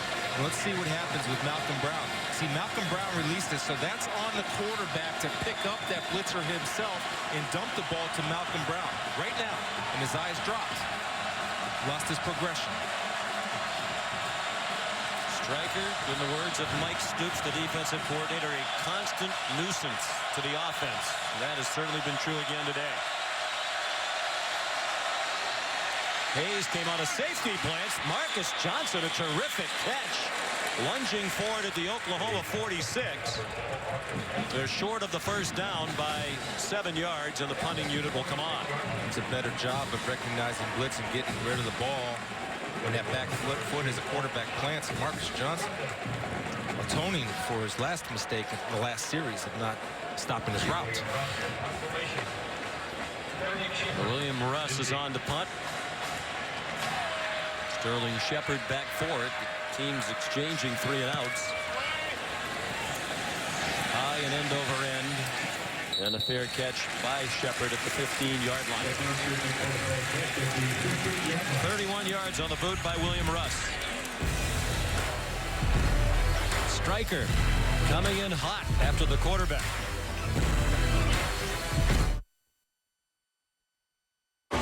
ESPN College Football on ABC. Brought to you by Honda, official music sponsor of ESPN College Football. And Progressive, comparing rates to help you save. Now that's Progressive. Some of the scenes, this great venue, the State Fair of Texas. Fair Park in Dallas and the Cotton Bowl, hosting Texas and Oklahoma every year since 1929. Go back to that astounding number. Texas had the edge by 249 yards in the first half, but trailed at the half. Teams with a 200-plus yardage advantage at the half this year, 57-0, but Texas is the 58 team to have that advantage. They're the only team that has trailed at the half. And a 200-yard-plus edge in total yardage. Jordan Hicks took down Samaje Perine. And both offenses struggling here in the third quarter. You know, one thing I didn't think would happen was this total dominance by the front 7 of the Texas defense against Oklahoma's offensive line, who's been pretty stout all year long. They're getting their runs handed to them by the Longhorns. Well, like the Texas offensive line, the Oklahoma line is very experienced to combine 129 career starts among those starters. Knight found some time and found a receiver. Blake Bell, first down, out to the 31-yard line. It's a good job of movement in the pocket, presence and awareness.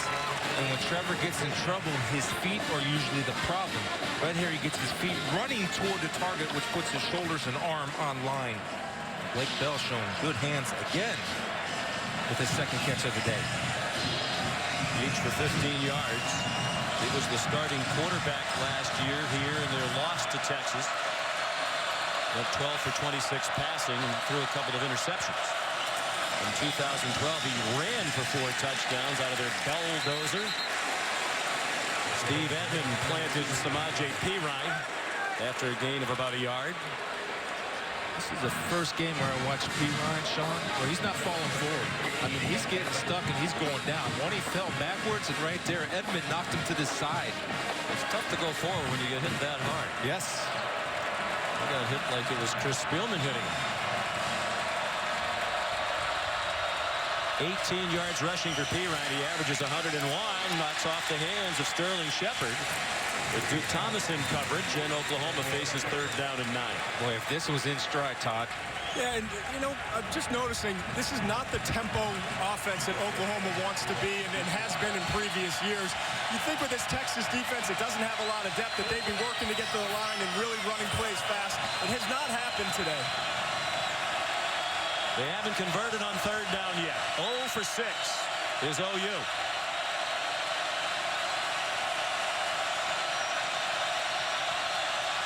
Knight changing the call, play clock at 3. Just a 4-man rush.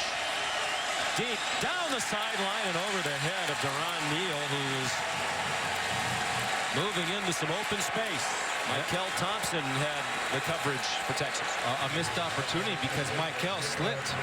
And Deron Neal had space, as you mentioned. And just missed throw again. 2 poor throws. Even the one to Shepard the previous down. If he hit him in stride, that's a 1st down.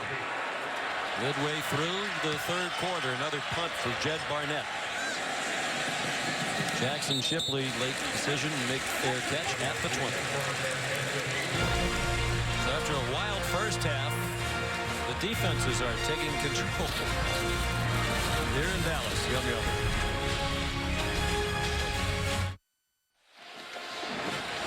Well, as always, when these two schools get together, the stars are out. Longhorn legends Vince Young and Ricky Williams.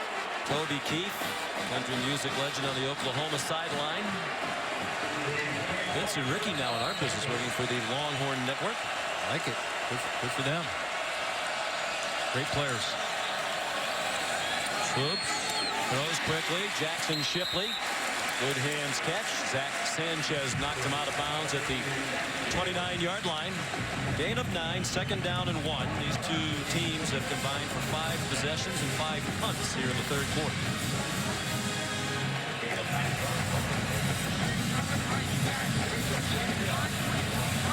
Texas has had 2 3-and-outs in this quarter, so Tyrone Swoops like to help them pick up their 1st down, keep the defense off the field.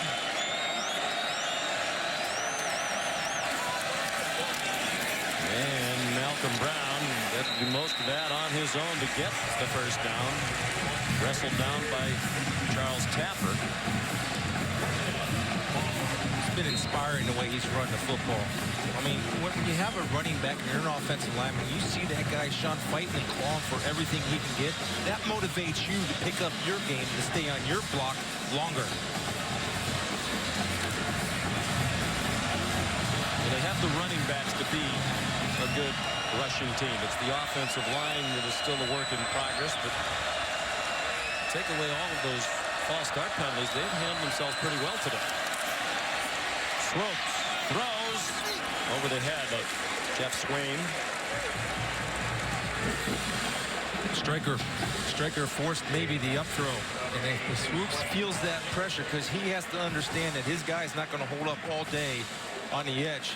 Hutchins isn't going to keep Striker out. Just step up into that pocket a little bit more to give yourself a little more of a throwing angle or the opportunity to tuck it and run because it's coming off the edge now.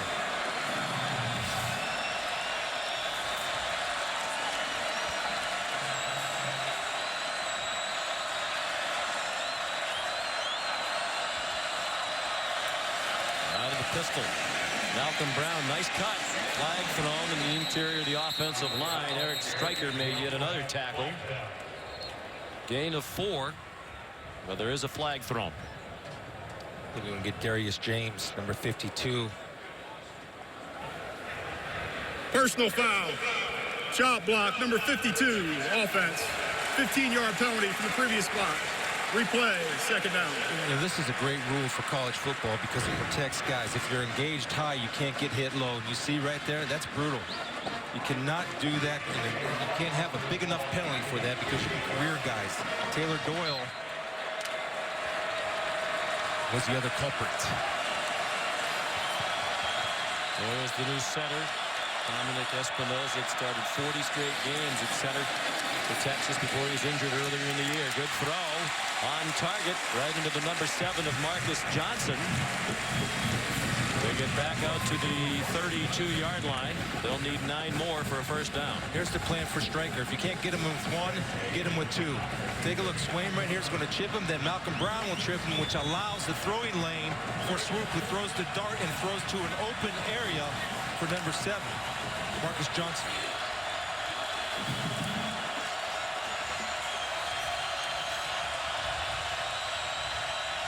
Third and 9. The Sooners bring a blitz. Swoops off his back foot, lofts it up for grabs, and Shipley was stumbling as he tried to run under it.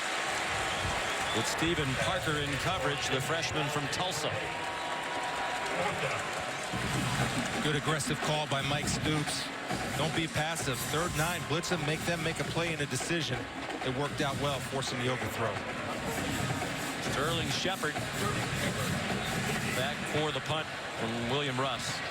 Wonderful feature on game day by Tom Rinaldi this morning about Sterling Shepard, his family. A long connection to the Oklahoma football program. We brought the punt back to the 37-yard line. Todd? Oh, you guys were talking about Stryker and everything that he's been able to do in terms of the pressure he brings off the edge and the attention he gets. He reminds me a lot of Von Miller at Texas A&M. Now, before everyone jumps on my back, Von Miller was really an undersized guy when he was playing at Texas A&M. As a sophomore, he was 213 pounds. Now, Von Miller is a little bit taller, 6'3" versus 6 foot, but I think you're going to continue to see Stryker get bigger. And you look at the production, too, very similar as young players. Eric Stryker's the type of guy that you have to account for in the rush, but also he's so athletic, he can drop off in coverage. Perfect fit as a 3-4 outside linebacker. Junior from Sefter, Florida, Stryker. Knight throws, caught along the far sideline by Aaron Ripkowski. And he went out at the 43. I look at Stryker more as an inside will linebacker or a strong safety. I don't think he'll ever play outside linebacker in the NFL. That's my opinion. Swing pass to Deron Neal. Turns the corner. Inside the Texas 40. And down at the 35-yard line. Taken down by Jason Hall. Yeah, Duke Thomas gets nosy. Duke Thomas jumps inside at the corner. His job as a corner is to force the ball back inside to pursue. When he jumped inside, that up in the running lane. 22-yard gain. They're trying to find a rhythm now. Sterling Shepard. Dropped by Quandre Diggs at the 27-yard line, and the Sooners clearly trying to pick up the pace. It's a good call by them to wear out that Texas defensive line. That play just got them over 100 yards of offense for the game. Ross bobbled up at the line, bounced ahead, and appeared to pick up the first down. Got away from Hassan Ridgeway. Nashawn Hughes made the tackle for the Horns. First down, Oklahoma.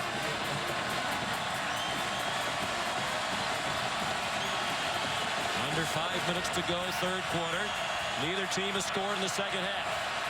Oklahoma, at the very least, in field goal range.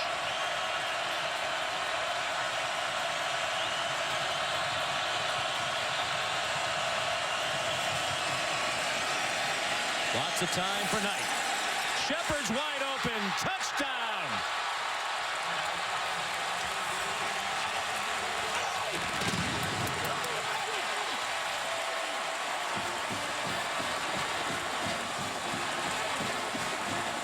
After a quiet first half, Shepard emerging. 24-yard touchdown reception for the junior from Oklahoma City, and it's a 2-score lead for the Sooners. Picked up the pace, went 63 yards in just over a minute. Michael Honeycutt for the extra point. Another Oklahoma player from the Dallas area. He's from suburban Richardson. First offensive touchdown of the day for OU. Well, it's the wheel route. We saw Texas do this in the first half with Jackson Shipley. Anytime as a defender you have somebody run through the flat and go deep, you don't know the safety's going to be there, so it's your responsibility, number 6, Quandre Diggs, to carry that wheel route.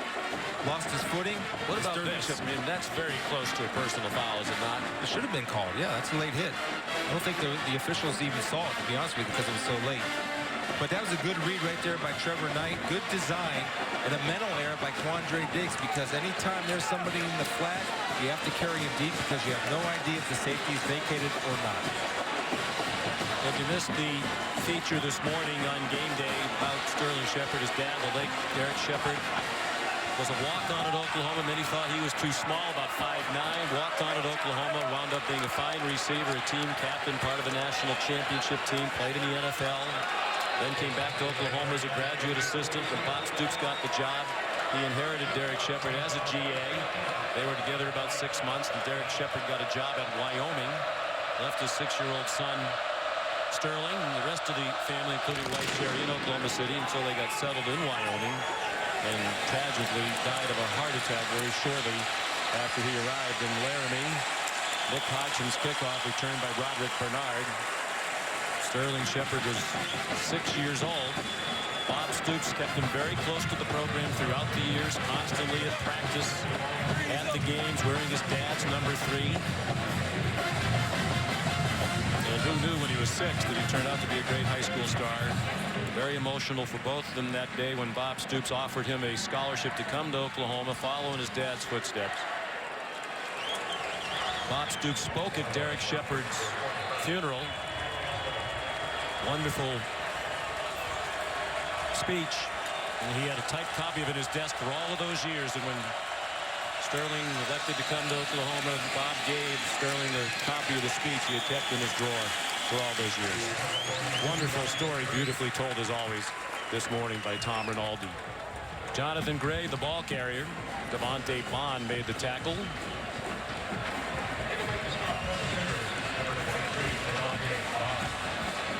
Been a big couple of weeks for the Sooners on game day as well. I mean, last week, Katy Perry, guest predictor, says she's picking the Sooners because she thinks Trevor Knight's a good-looking guy, and told Trevor to give her a call. We're told Trevor did not call it. I'm sure his girlfriend appreciates that. Jonathan Gray, the ball carrier. We send you back. Let's call in Robert Flores. All right, Sean, Wells Fargo getting it done. Certainly that's the case for Wisconsin's Melvin Gordon. 4 touchdowns, 169 yards, as Wisconsin has scored 24 unanswered points on the Illini and lead 31-14 going into the 4th quarter right now on ESPN2. All right, thank you very much. Melvin Gordon trying to enhance his candidacy for the Heisman. Low throw by Swoops on 3rd down and 2. They did not convert. He threw a sinker to John Harris. It's the first time that Swoops does not get his feet set. He's going to throw off his back foot. His left foot is going to open. His hips are going to open too wide, which causes the low throw. When you see the feet parallel, then you're not in position to make a good throw. That time his left foot was parallel with his right foot. It's when you get the low and outside curveball or the slider, whichever you prefer. I mentioned how Texas has struggled in second halves this season. It's happening again. Snap through the hands of William Russ. He has time to get it off.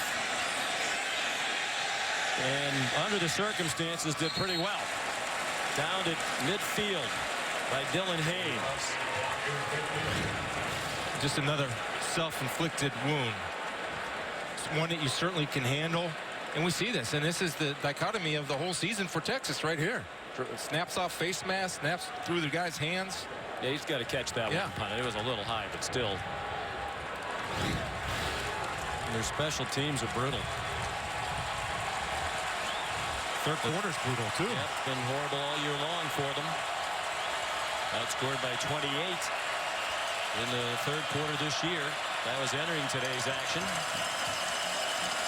Put 7 more up for Oklahoma today. Trevor Knight runs away from Cedric Reed. Did well enough to chase him out of bounds for a 1-yard loss. Quandre Diggs will get a sack on that play. For you that are like to keep up with your stats.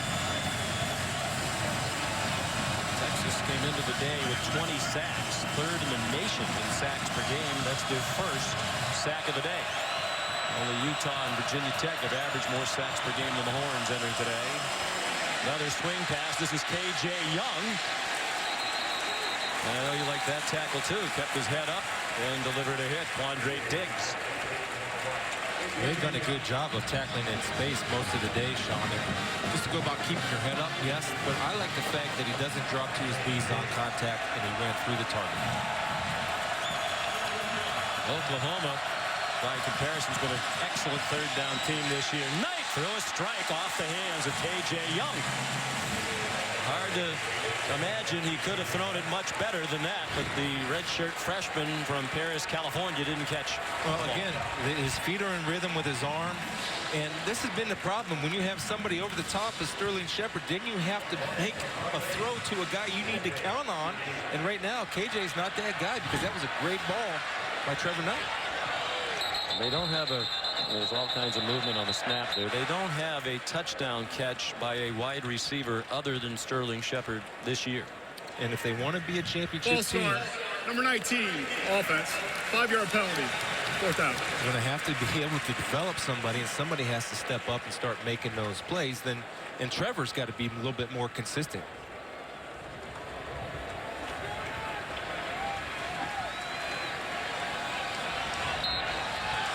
And the penalty brings it back to the 48-yard line. Jed Barnett. Fair catch. Jackson Shipley at the 11.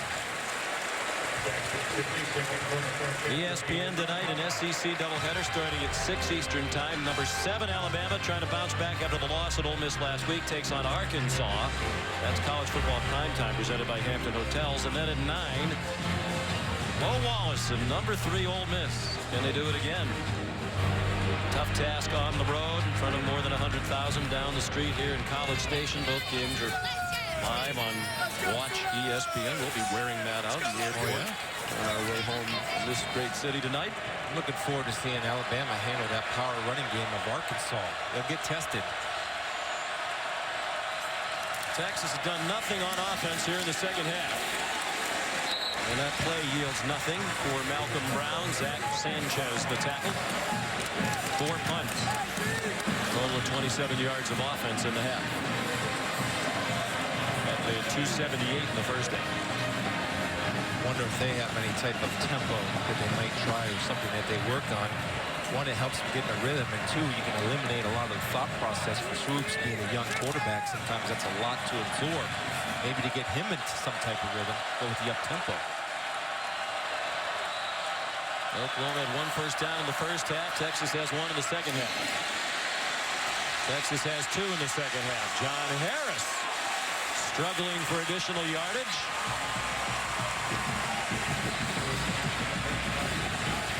Well, it takes 2. It takes a quarterback and a receiver, and John Harris working his feet in the zone, finding the open area and allowing Swoops to find him, Todd. And Swoops does a nice job in the pocket with his footwork, but he does it because he's protected well. This offensive line's had some issues today for Texas, but right there did a great job in protection.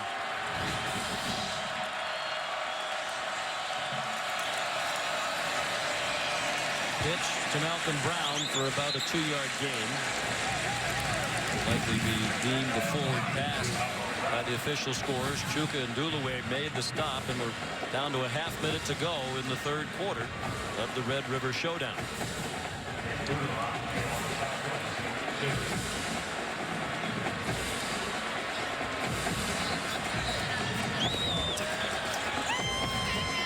Oklahoma and Texas for the 109th time. Really a must-win situation for the Sooners with an eye toward being a factor in the college football playoff at the end of the year. Back after this and a word from your local ABC station.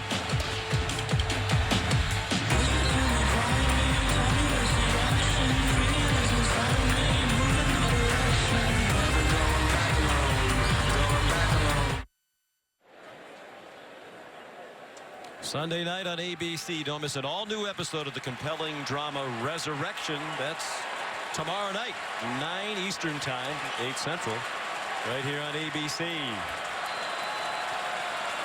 Texas offense needs to watch that, get a little resurrection. With nothing in the second half, Oklahoma leads 24-13 as they take over on offense. Trevor Knight couldn't break free from Nashawn Hughes, but made it to the 42, a gain of 5, and we're down to 14 minutes to go. You see him take a shot down the field. They haven't taken many shots, especially there's been no attack into the middle part of the field by Oklahoma. Not even a threat of an attack.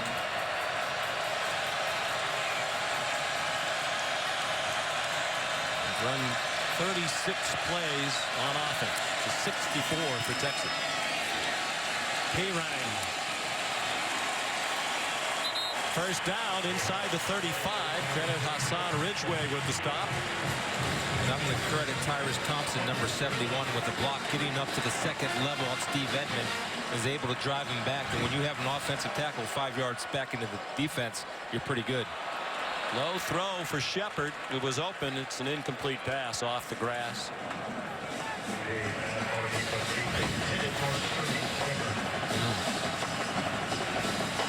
One hopper. Again, whenever Trevor Knight gets in trouble, the mechanics break down. His feet are not married to the arm, which our own Todd McShay loves to talk about. As you said at the top of the telecast, you're not going to be good enough consistently if you complete 54% of your passes. Little screen, great call. Shepard weaving through the defense. And down at the 13-yard line, Dylan Haynes made the tackle, the backup safety. It is a good call, especially when you have a blitz on. And you're able to get linemen by letting the defenders rush the quarterback down the field to get hats on secondary people and linebackers to create a seam to bust through. 22-yard completion.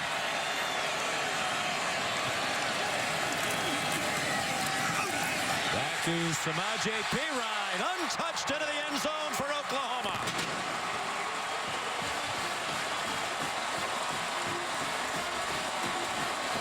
Well, what we saw in the first half were guys getting off blocks. And here, they're not getting off blocks. You see the double team up to the second level. Again, a good job of Tyrus Thompson with the push. Then you have number 31, Jason Hall, with the whiff. But that's a great job by the offensive line starting to take command and wear down the Texas defensive front four. They're talented in the starters, but a lack of depth on that defense is really hurt. You could see plenty of signs of fatigue in that replay. 13-yard touchdown run by the freshman from Pflugerville, Texas.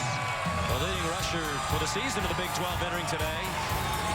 He's had a quiet day, but he might have just scored the touchdown that puts this in the win column for OU.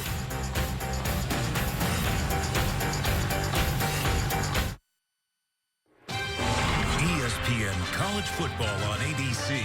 Brought to you by Pacific Life. For insurance, annuities, and investments, choose Pacific Life, the power to help you succeed. AT&T, mobilizing your world. And Nissan. Choose Nissan today for great offers on our most exciting lineup ever. Shop ChooseNissan.com. Yeah, it'll wear you out. All kinds of activity here, the rides and the food. Don't think they'll be shooting any fitness videos here at the Texas State Fair anytime soon. Not with all that fried food running around out there. And our guys were killing it yesterday. Fried peanut butter and jelly. Couldn't get enough. They came back with energy today, despite devouring food that would ordinarily make you a little sluggish. Nick Hodgson, another touchback. Here's our Pacific Life game summary. With 12:50 to go. Story in the first half for Oklahoma. Nothing on offense, but they scored on a kickoff return and interception return for touchdown. Been an up and down day for Tyrone Swoop. We're seeing signs of progress. After only 29 yards of offense in the first half, 163 here in the second half for Oklahoma. And they're living up to their third quarter collapse in Texas. 2 touchdowns in the last 3 possessions for Trevor Knight and OU. 2 quick strikes. The first one took 1:04 to go 63 yards. The last one 1:20 to go 47 yards. Marcus Johnson got drilled by Jordan Evans. Well, he's getting better every game. And you can't teach us. And what I'm talking about is timing with your hips to be able to deliver contact. You see how he explodes and extends his hip into his target? Oh, just beautiful. I'm going to sit back and enjoy that one also. A lot of good tackling this week.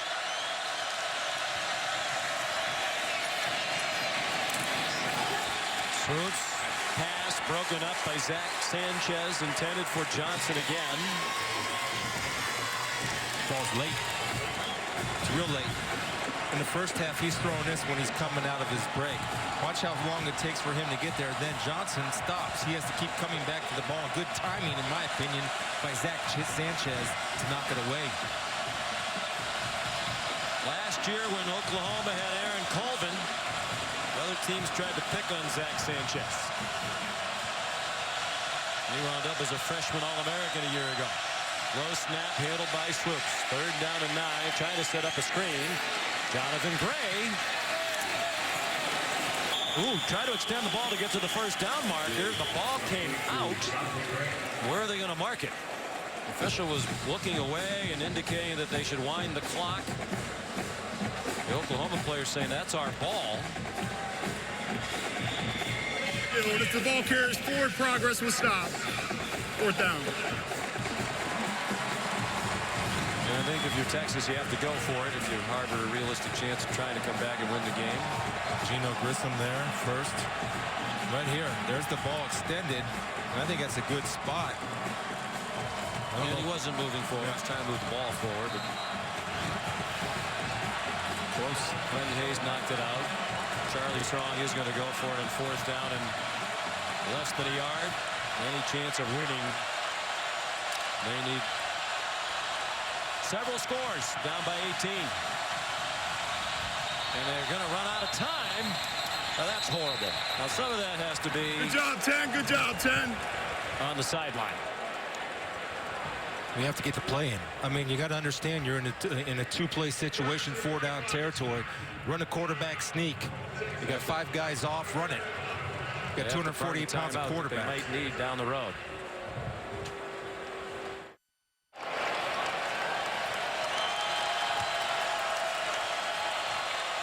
Out of the Texas timeout made necessary by the play clock about to expire. Must convert situation for Tyrone Swoops in the offense, and he faked the handoff. The Sooner fans thought they had stuffed the running back, but Swoops kept it and got the 1st down. Good ball handling and patience right there by Swoops. Not to give it on the read option and use his big body at 243 pounds to gain the 1st down.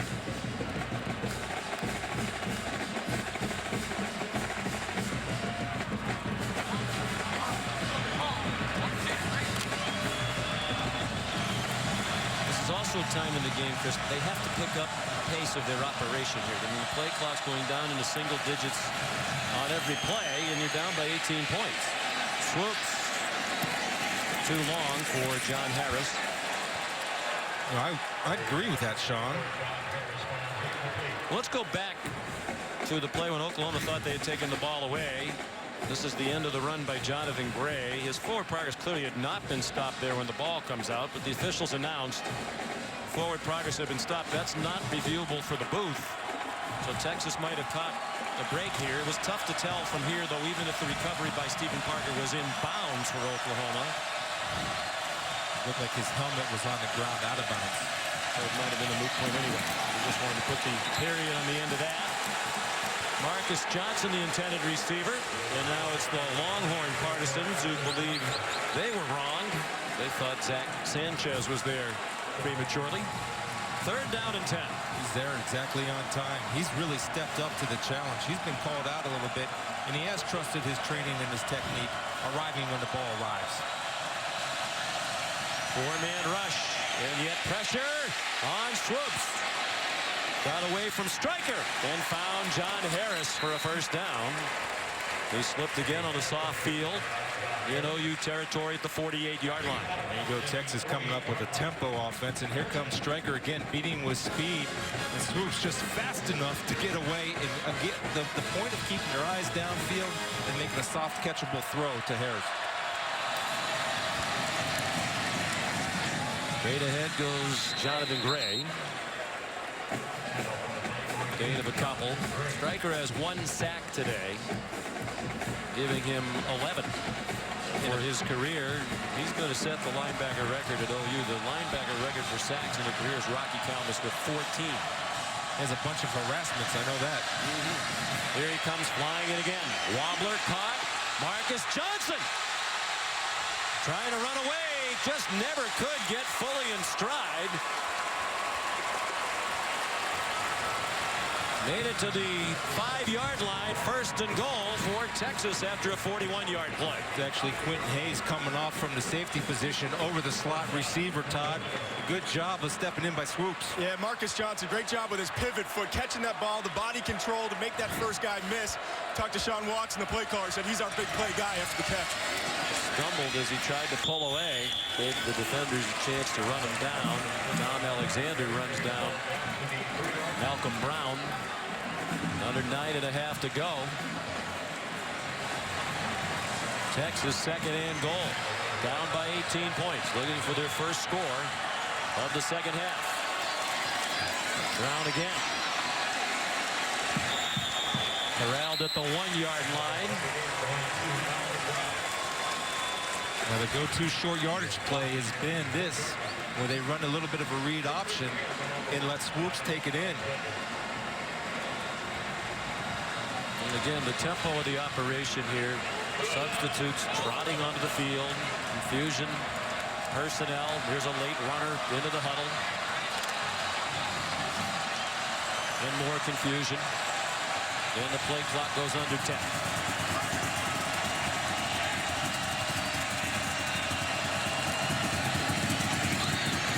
Swoops made a good decision to keep it. Touchdown, Texas, with 8.5 to go.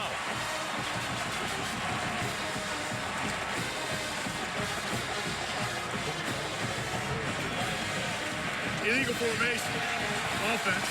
More than 4 men in the backfield. 5-yard penalty. It's 3rd down. Boy, the flag was virtually unseen by just about everybody in the stadium. It was on the near sideline. The line judge threw it and was only about a yard out onto the field.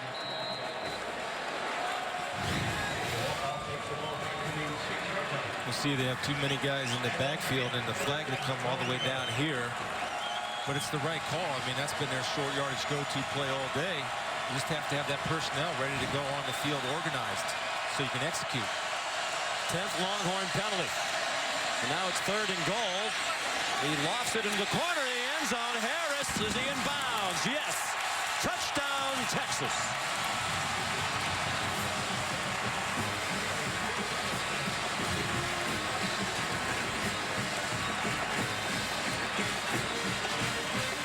Back to the toes.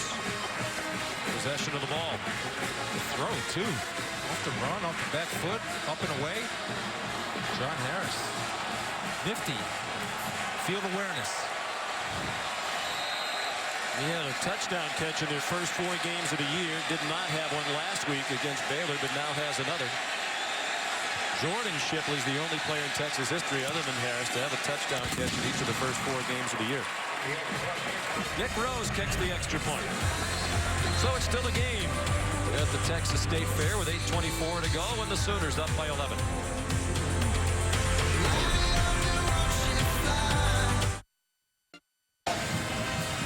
Texas back within 11.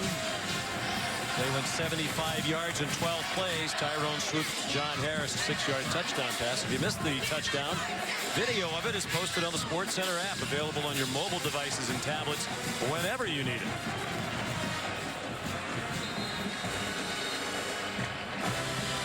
Dangerous Ross. So already has 1 return for a touchdown back deep. Alex, 91 yards earlier in the ball game. Second kickoff return for a touchdown this year. He leads the nation in that area. Nick Rose will hope for a touchback. And he'll get it.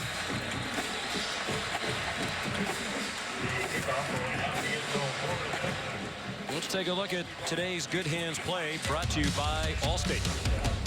Just field awareness and having the ability to seal the deal with the catch and the awareness to drag the toes to keep it in bounds and making a big play for the Horns. A well-thrown ball by Swoops.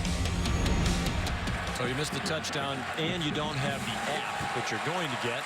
We showed it to you again. So no matter what, you shouldn't have missed the touchdown by now. I'm all about the app. So let's see how Oklahoma plays it.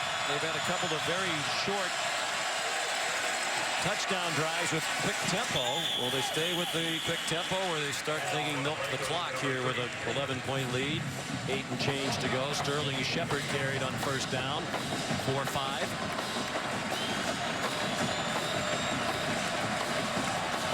Little Sudoku on the sidelines. 2048. Another app.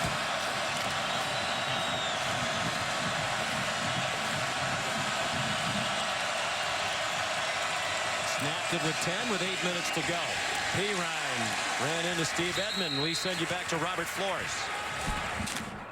All right, Sean, Dr. Pepper conference update for the Big Ten, 4-1 Minnesota hosting 3-2 Northwestern after Northwestern tied the ball game. Ensuing kickoff, Jalen Myrick, 100-yard return, 24-17 Minnesota at home, fourth quarter.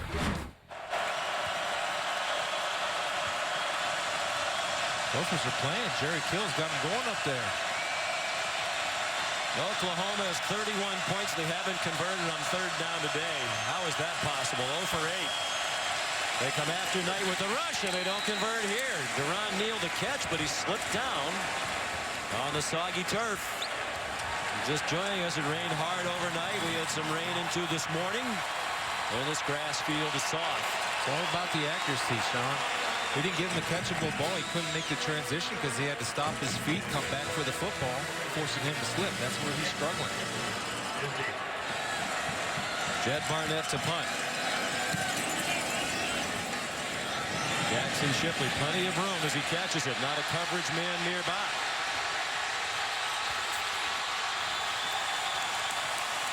And Jed Barnett, the punter, chased him out of bounds. A good field position for Texas, and we watched a lot of film, obviously, on both these teams this week. When you watch the Baylor game last week for Texas, you see the signs of improvement. You see it again today. They just need to stop doing the little things that wind up killing themselves. It's all the self-inflicted wounds. It's using timeouts when you need to save timeouts because of the right personnel. If they can get that corrected, this is a team that's getting better offensively, and they have a defense that's good enough to win. They'll start here at the 48-yard line of Oklahoma. Excellent field position. Swoops keeps it. Lots of running room. Gain of 12. First down. Taken down to the 36-yard line by Ahmad Thomas. You know, the one thing about all these mistakes that they're making, Sean, the good thing if you're a Texas fan, and it won't happen under Charlie Strong, there is no quit in this football team. Oh, some confusion at the junction. Brown did well to hang on to the ball. Jordan Evans held on to Brown long enough to take him down to the 31-yard line, a pickup of 5. Actually, I think Swoops wanted to keep that one because he saw some daylight.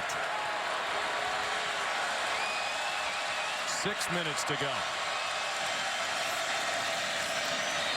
Swoops sees daylight again. Whoa, first down, tried to go up and over. Dom Alexander got enough of him to upend him at the 23-yard line. I'm telling you, this is a heck of a play by Alexander, number 1, the linebacker. Because he slips, yet he's able to get that left arm up there to catch the legs. Great play in open field. Never given up. And his first start for Oklahoma last year here, and had a tremendous game. After the 9-yard gain by Swoops, Brown takes them down to the 19. Another tackle for Jordan Evans. What a linebacker group that is. Stryker and Evans and Alexander. Gino Grissom, the 3-4. They're outstanding as a unit. They play well together. They're smart football players. That snap again. Swoops managed to field it. Dumps it over the middle. Another first down. Dorian Leonard, freshman, his first career catch. Big target at 6'3" on Longview, Texas. Longhorn fans starting to re-engage, starting to believe. The front three, the linemen for Oklahoma, are dead tired. They won't come off the ball. Texas, much better job of getting the snaps off quickly. Swoops into the end zone. Touchdown, Horns.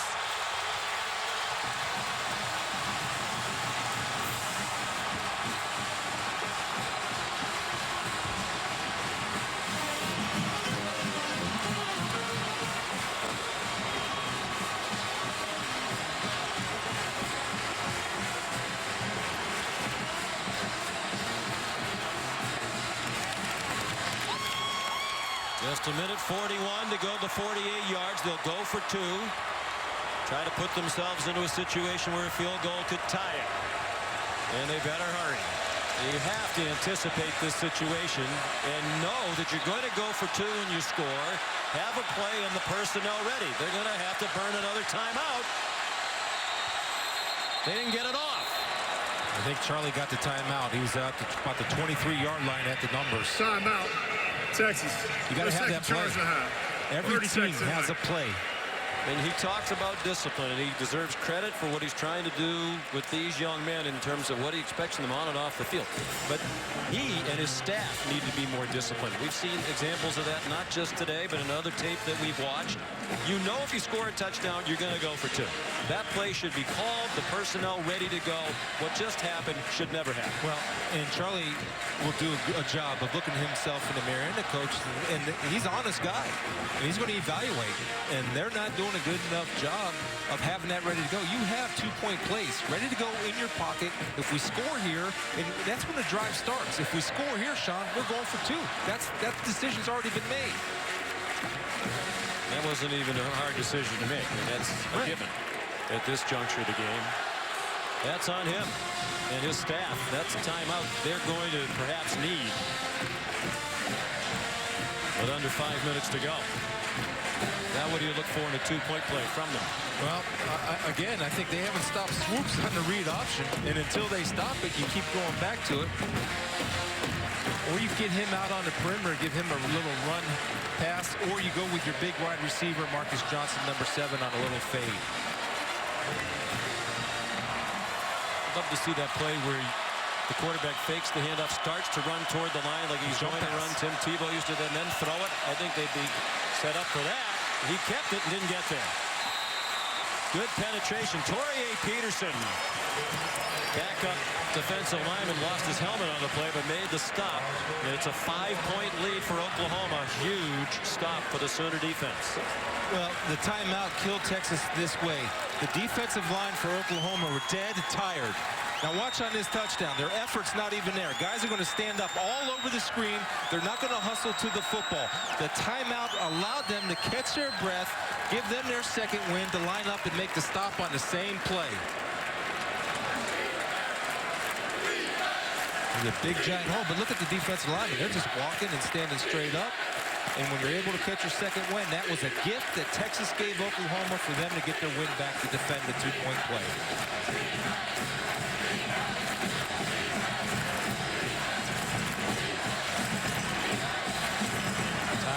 Swoops. He acknowledged, the coaches acknowledged they need better play out of their quarterback going forward. And they've gotten it today. Made a lot of big plays. Both passing and throwing.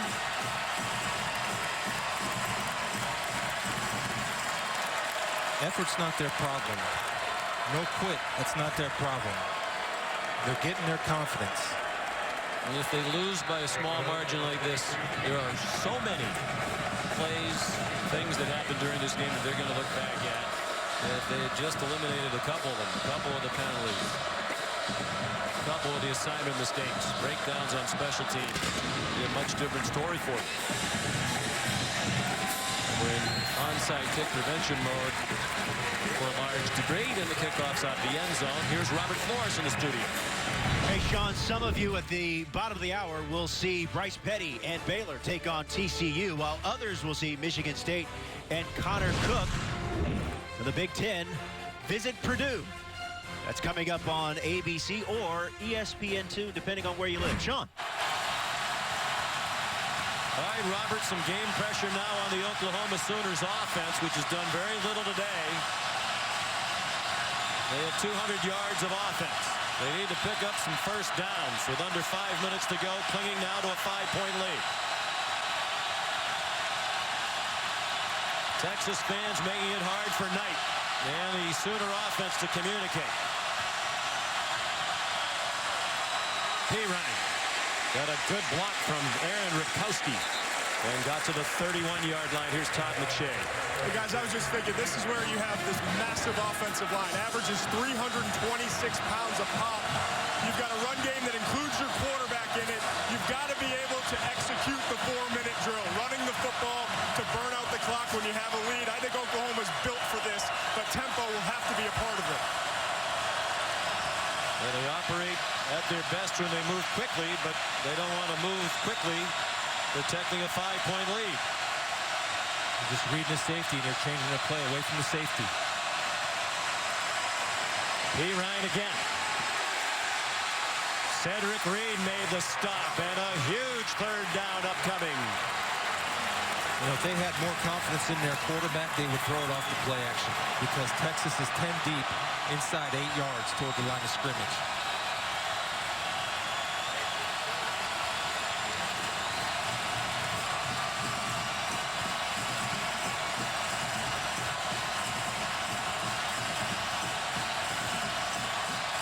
Sooners are 0 for 9 on third down. This would be the right time to finally convert. 3rd and 4. And a timeout called by the Sooners. Only one team in America has won a game this year without converting a third down. It was Nevada in a win over San Jose State when the Wolfpack went 0 for 10 on third down and still won. Here's a look at this week's rankings, brought to you by Allstate. Florida State up at the Harvard of Central New York and leading Syracuse by 18. Auburn and Ole Miss later. Or Auburn and Mississippi State later, pardon me. Mississippi State's actually taking on Texas A&M. I'll get that backwards. Ole Miss. There you go. Ole Miss. We got a great game. I don't care about the rankings, to be quite honest about it. I'm more interested in this big third down play. Help me. Hey, what jumped out at you? Nothing good. Back to the game. Here's what's jumping out to me. You have to play man-to-man in this situation. What athletes on the field are going to win their individual battles? Whoever does will win this ball game and win this down. Trevor Knight needs to make a play for the Sooners. There's man defense all over the board. Texas showing pressure. They bring an extra rusher. Great call. Swing pass to Ryan. First down. Out of bounds to the 40-yard line. Collared by Steve Edmond. Their first third down conversion of the game, 9 yards. Steve Edmond has the back Ryan. Good job of picking off Edmond right here. He's got no chance. This is where you have to have a switch call or some type of bunch call, Todd. And Sterling Shepard brings so much attention because he is the go-to receiver. When he ran that shallow crosser, the linebackers were eyeing him up. That gave him some more room to throw that little outside route there. Well, they picked Edmond. That's all they did. It's a great call. Ryan. And now this is where the wastes of timeouts really hurts Texas. Ordinarily, you'd probably be using one right now. 3 minutes to go, but Charlie Strong only has one left. Take your time if you're Oklahoma. And regardless of some of the mistakes made by Texas, I'm so impressed with their effort, their toughness, hanging in there, fighting till the end. It's a great game.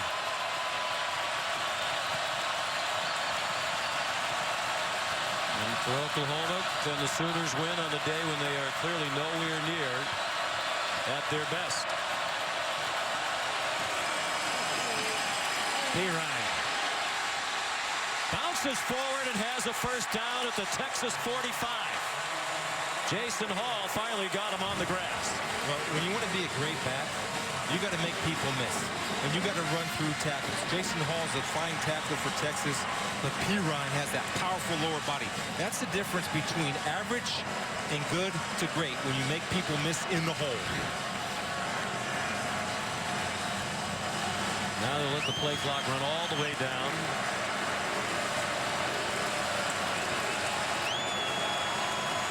Two minutes to go.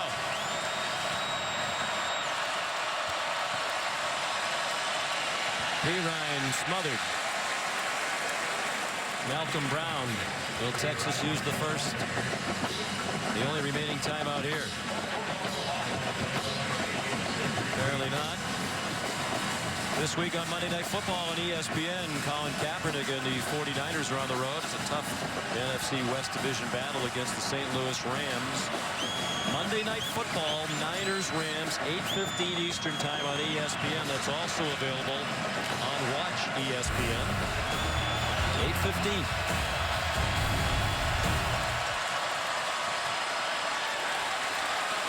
Ryan ahead for a couple.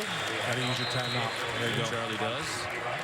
With 1:12 to go and another third down. This is absolutely a must stop for the Texas defense, or it'll be ball game over. Vance Bedford, the defensive coordinator, does an outstanding job talking with Big Malcolm Brown. Came along with Charlie Strong from Louisville. They were the second best scoring defense in the country last year, behind only the national champions Florida State. They know how to coach defense, that is for sure. Well, we showed you the rankings a moment ago.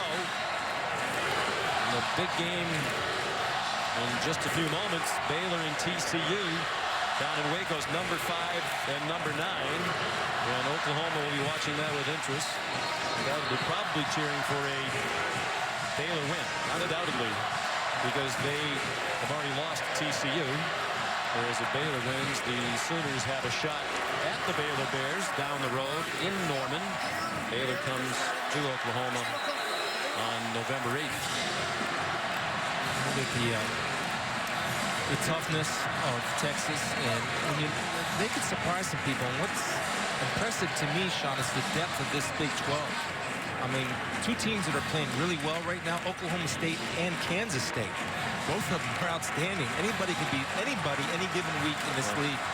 TCU was very impressive last week at home against Oklahoma, but now they're on the road.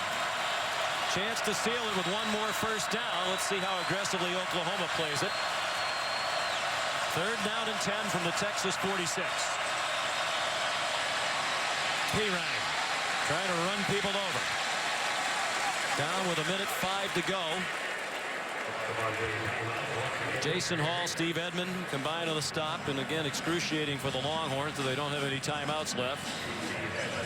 And they can take it down to about 24 seconds on the game clock.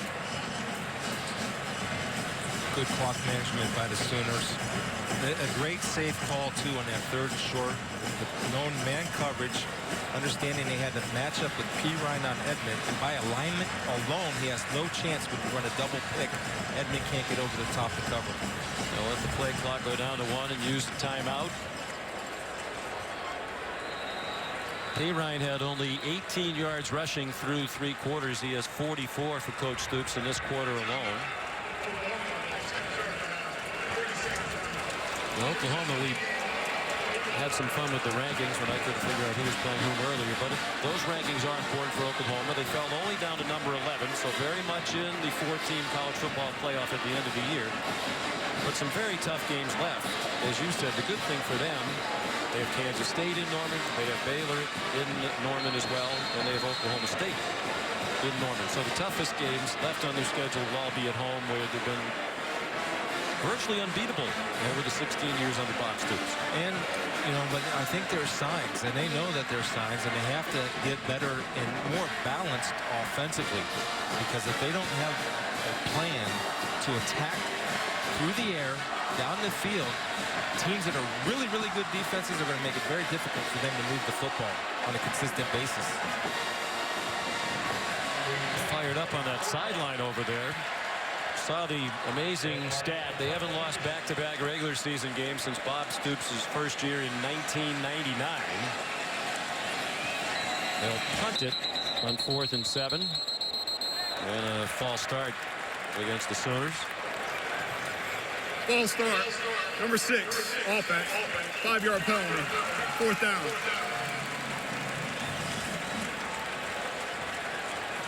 Stand on Taylor. We believe they have 2 number 6s. Definitely Taylor. The other one's a backup quarterback with redshirt. Might have caught a break there too, because that punt was going to go into the end zone. You want to have your punter one step. That means get the ball off as quick as you can and avoid the block at all cost. They have a veteran punter in Jed Barnett. You expect him to handle that situation well. He did get it off with room to spare. Jackson Shipley had no chance as it sails into the end zone. 18 seconds to go. No timeouts for Tyrone Swoops. A great game, though. My first, and I loved every second of it. The rivalry, the toughness, Kids playing their hearts out. It's college football, defying.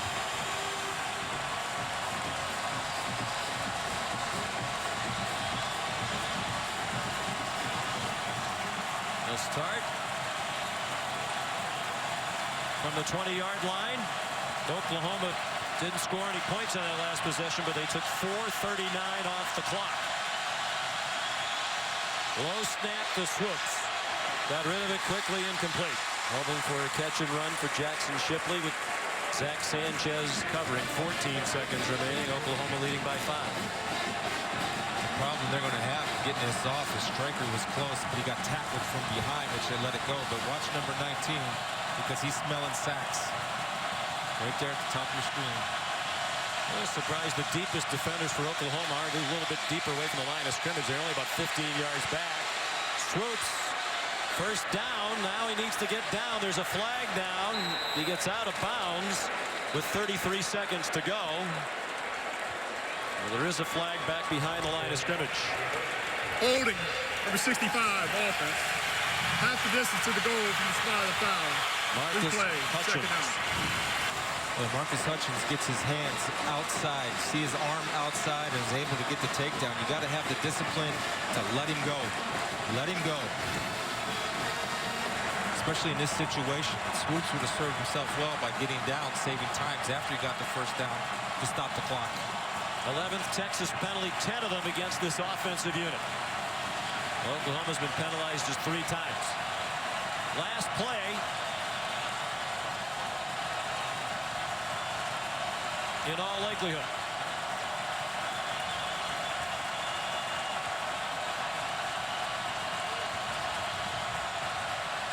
Now the deepest defenders are back at their own 40-yard line. Swoops got it off. They'll try it a bunch of laterals. Shipley fell down. And Jonathan Gray picked it up. Apparently they let that part of the play stand. Looked like Shipley might have been down, but it doesn't matter. The game's over. And Oklahoma defeats Texas for the 4th time in the last 5 years to go to 5-1. And got an absolutely critical conference victory as well.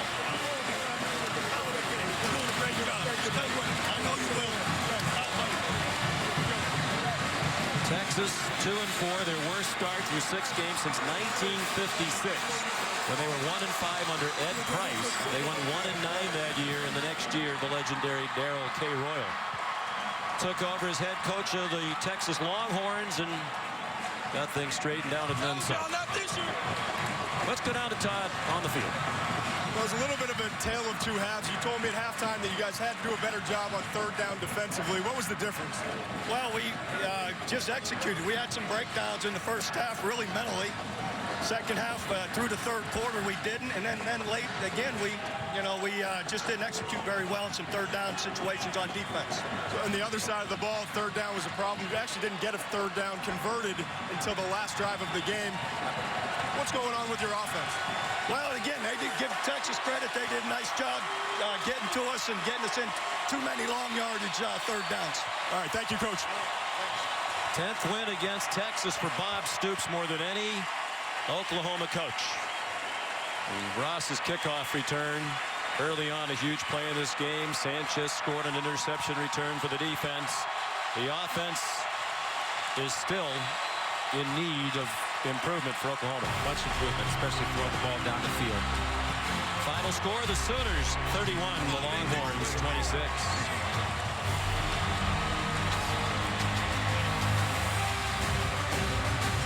Now for Todd McShay, the birthday boy Chris Spielman, our producer Bo Garrett, our director Derek Mobley, our wonderful ABC crew, Sean McDonough saying so long from the Cotton Bowl in the Texas State Fair in Dallas, Texas. We'll join John Saunders in the studio after these messages.